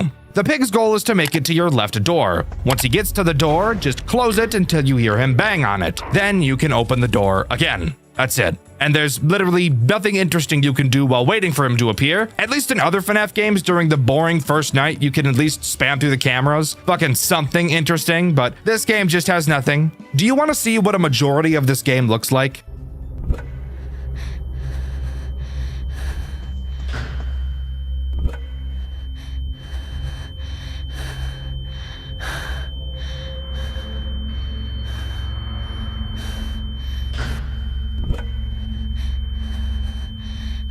Doesn't that just look so fucking fun? Makes me want to slap my mama like the DoorDash driver does to my fucking McDonald's order like a little slut. So I'm waiting on my McDonald's to get DoorDash to me, and I see the DoorDasher do this crazy shit.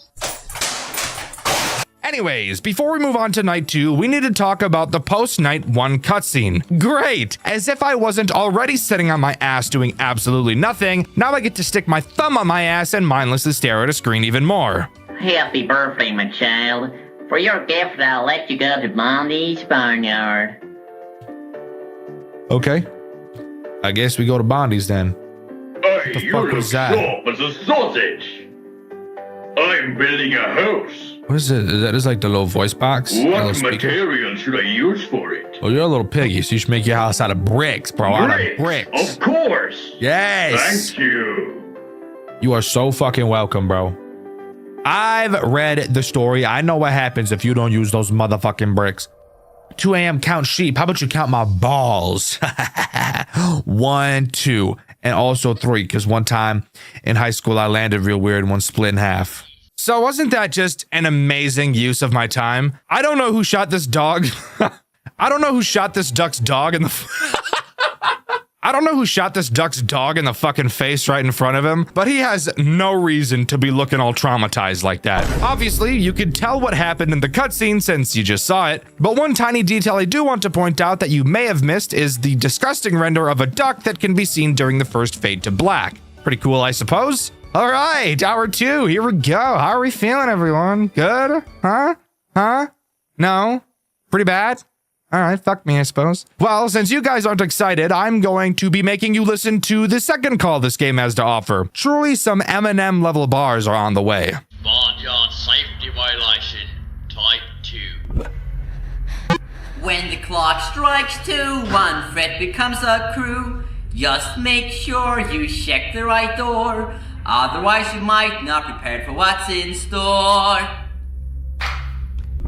Lovely. My ears only hurt a lot. Thanks for asking. Anyways, what is the amazing threat introduced on this night? Well, have you ever seen Corey in the house? Well, the threat introduced on this night is a sheep. This sheep, in all honesty, adds a mechanic that adds a lot to this game. Probably more than any other character. This single sheep is actually the reason why I decided to make a white video on this game. I was thinking of what game to talk about next, and I've had this one on the back burner for so long just because of how fucking boring it is. But then I remembered this sheep and the absolutely extraordinary unique mechanic he introduces. Listen to this. He walks to the right door, and you have to close it. I fucking lied! He's just a fucking pig, god damn it! You really honestly thought I was about to reveal a mechanic so mind-boggling that I have to gracefully wipe my nuts across a cactus? Absolutely not. The only thing this game reminds me of is the massive shit I took earlier. Like, guys, I'm literally not even playing around at all. This is actually the only thing introduced on this night. And the night is still slow as hell, too. Do you want to watch this entire night?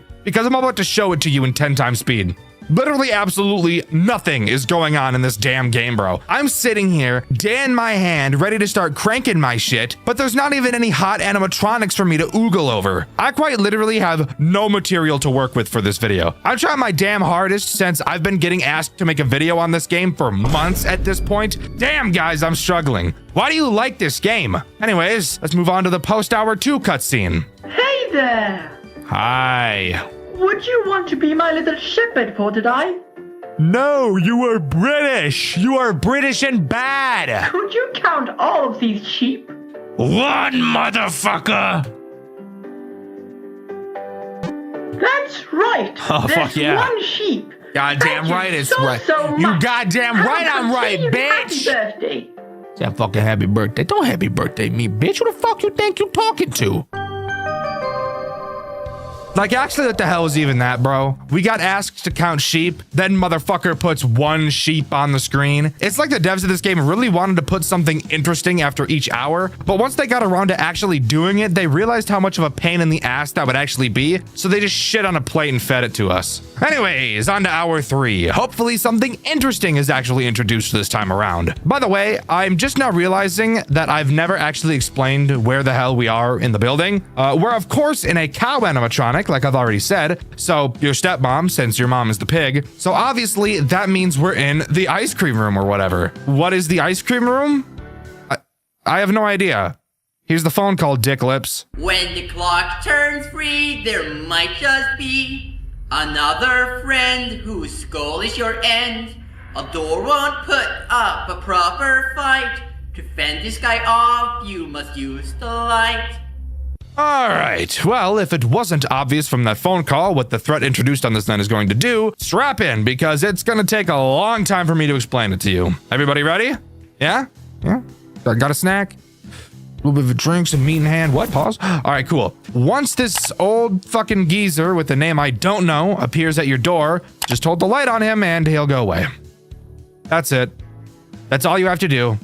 Third character introduced, and still the only mechanic is basically doing nothing. I'm actually so serious when I ask the question of who the hell could possibly like this game. It's literally one of the most boring FNAF games I've ever played. And if you keep up with my second channel, Dxtr Black, then you'd know I play quite a lot of terrible stinkers over there. Yet for some reason, people won't stop telling me how awesome this game is. It's not awesome at all. I'm fucking hating talking about this. Yet I'm having fun complaining about it at the same time, so I really have to ask myself the question if it actually bothers me that much. I'm convinced this game had to be the first game the dev ever made, because it just reeks of rookie, stinks of a my first project. And don't get me wrong, there's nothing wrong with your first project as a game dev not being the most amazing and polished thing you've ever seen. But I really want to be clear here, okay? My frustration isn't with the game itself, but more so with the incredible amount of people that have been wanting to hear me talk about it. Like, are you having fun hearing shit about this game? Like, honestly answer that question. Really think about it. Are you really having a good time watching this video? Or are you just having fun hearing me read a bunch of random slop I wrote down to pad out the runtime so that this video isn't literally 4 minutes long because this game has nothing to work off of? I'm actually just noticing as I'm writing this that I've actually forgotten to mention a character that's been introduced. I forgot which night he actually is introduced on, but something is telling me you guys really don't care about the specifics, since I'm willing to bet a good majority of you are sleeping right now. Actually, you want to test that theory? Let's take a look. Ah! Morning, sunshine. Anyways, the next threat introduced is that goofy little duck guy that we see in the post-night cutscenes. Unironically, this guy is actually somewhat interesting. That is, for this game standards, not FNAF standards in general. He sort of acts like the Foxy of this game, mainly just because he has a charge mechanic, not because he really plays like Foxy. Again, remember, no cameras here. At complete random, that screen that keeps track of our death timer will randomly turn on and show the path that runs across the floor of the room we're in. You'll be able to see the duck running across this path. Depending on which direction is shown, you will have to close the corresponding door before the duck literally throws its entire body into it, like your mom throws her entire body into the Make-A-Wish kid standing in line at the Golden Corral. So there we go. Now I've covered everything that's happened in the game so far. And with that, let's move on to the post-hour 3 cutscene / minigame that never ends up being an actual minigame because it's just a cutscene and then you click once and calling that a game is a little bit generous. Welcome to Bobby's Barnyard. I got something here just for you. Blow out whenever you're ready. Whoa, whoa, whoa. Oh, we blew him out. Look. Oh shit, oh, he's dead.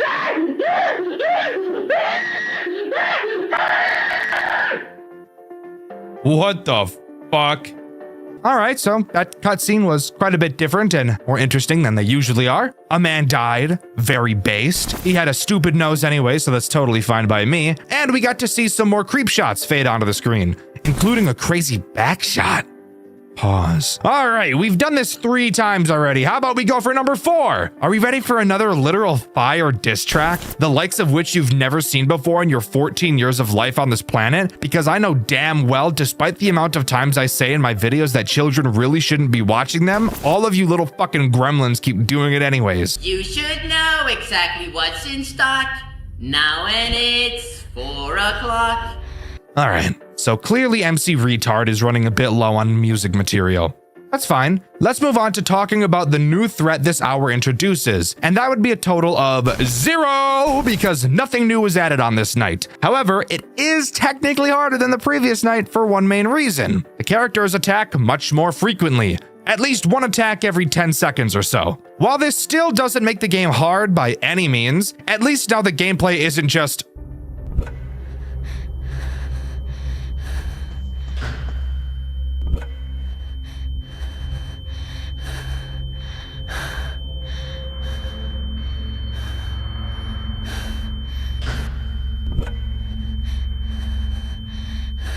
So yeah, get ready to be attacked by Freddy Krueger once every 10 seconds for like 7 minutes. I'm sure you'll be able to handle it just fine. We've handled worse on this channel, right?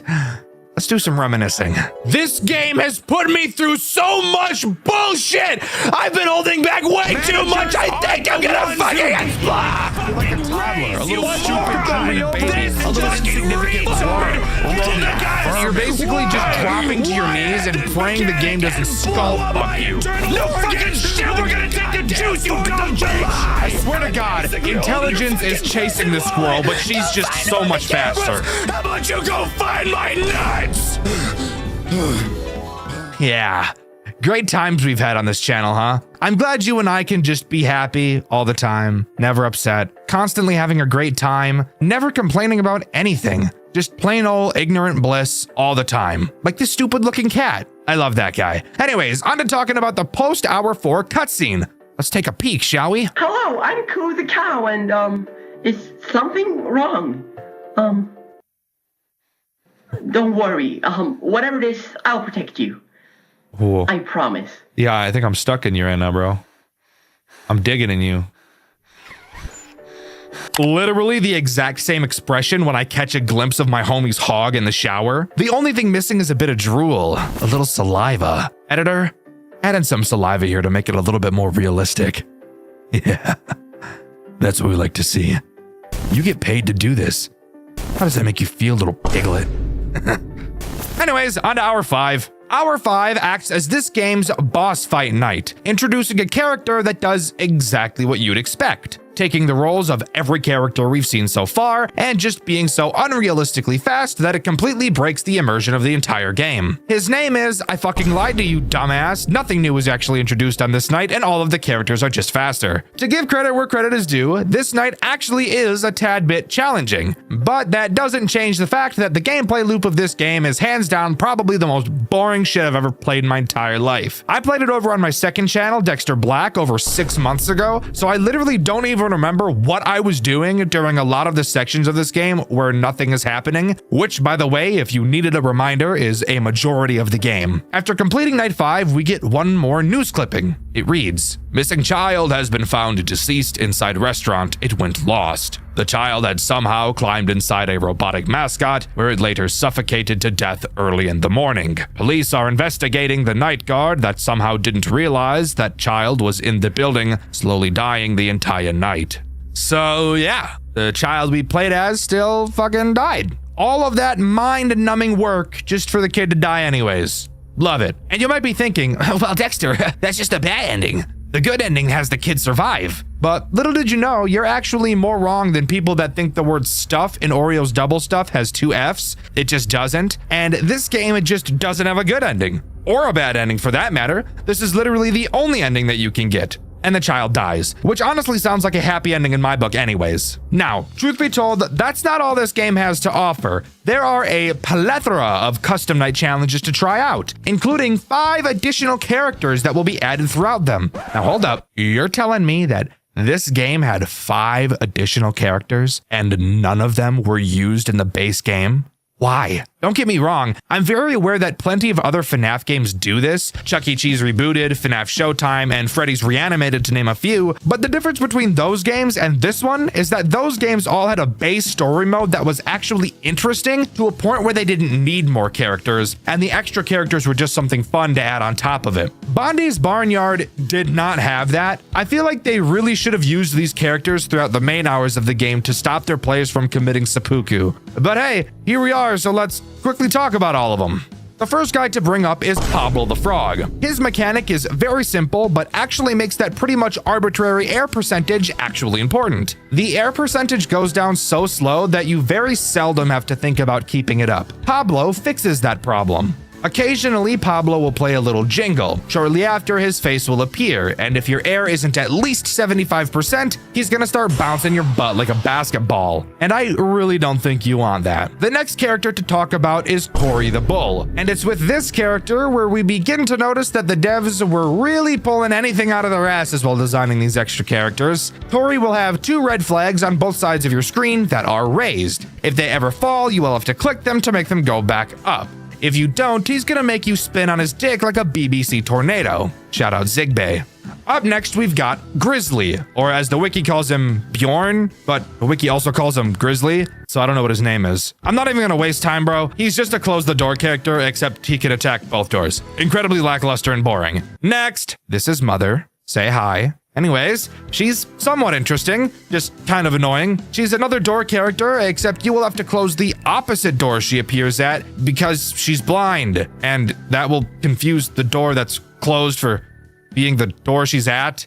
I'm not kidding, by the way, that's the reasoning given by the wiki. Finally, we've got Jeeb the Goat, easily being the most interesting character in the entire game. He will be in the room with you the entire night. At random, he will lift his head up and look left or right. During this time, you cannot click on the side of the screen that is in his line of sight. This would mean no dealing with that side's door or that side's Tory flag. You will have to click his head to deactivate him, but if you don't do it fast enough, he's gonna break your back like Kung Lao. And there we go. That's every additional character added in the custom night. And with that, that's all Bondi's Barnyard safety violation has to offer. Originally, I wanted to hold off even longer on making this video, since there's actually a second game being worked on called Bondi's Barnyard Roots. However, the announcement for it was made in 2023, 3 years ago, and it's still not released. However, the dev is still posting teasers for it as early as a month ago, and in all honesty, the game is looking pretty solid and much more interesting than the first, so I am excited to cover it when that comes out. Overall, I think Bondi's Barnyard is incredibly overhyped. I was expecting literal peak when I heard the way people were talking about this game, only to open it up and spend most of my Dxtr Black videos commentating because this game literally had nothing to go on during it. I think there's a lot of stuff this game could benefit from, namely cameras, so there could be some more variety in mechanics. I honestly don't think the story is terrible. I think having a bad ending forced is actually pretty interesting, and it does make the anticipation for the second game just all the more interesting.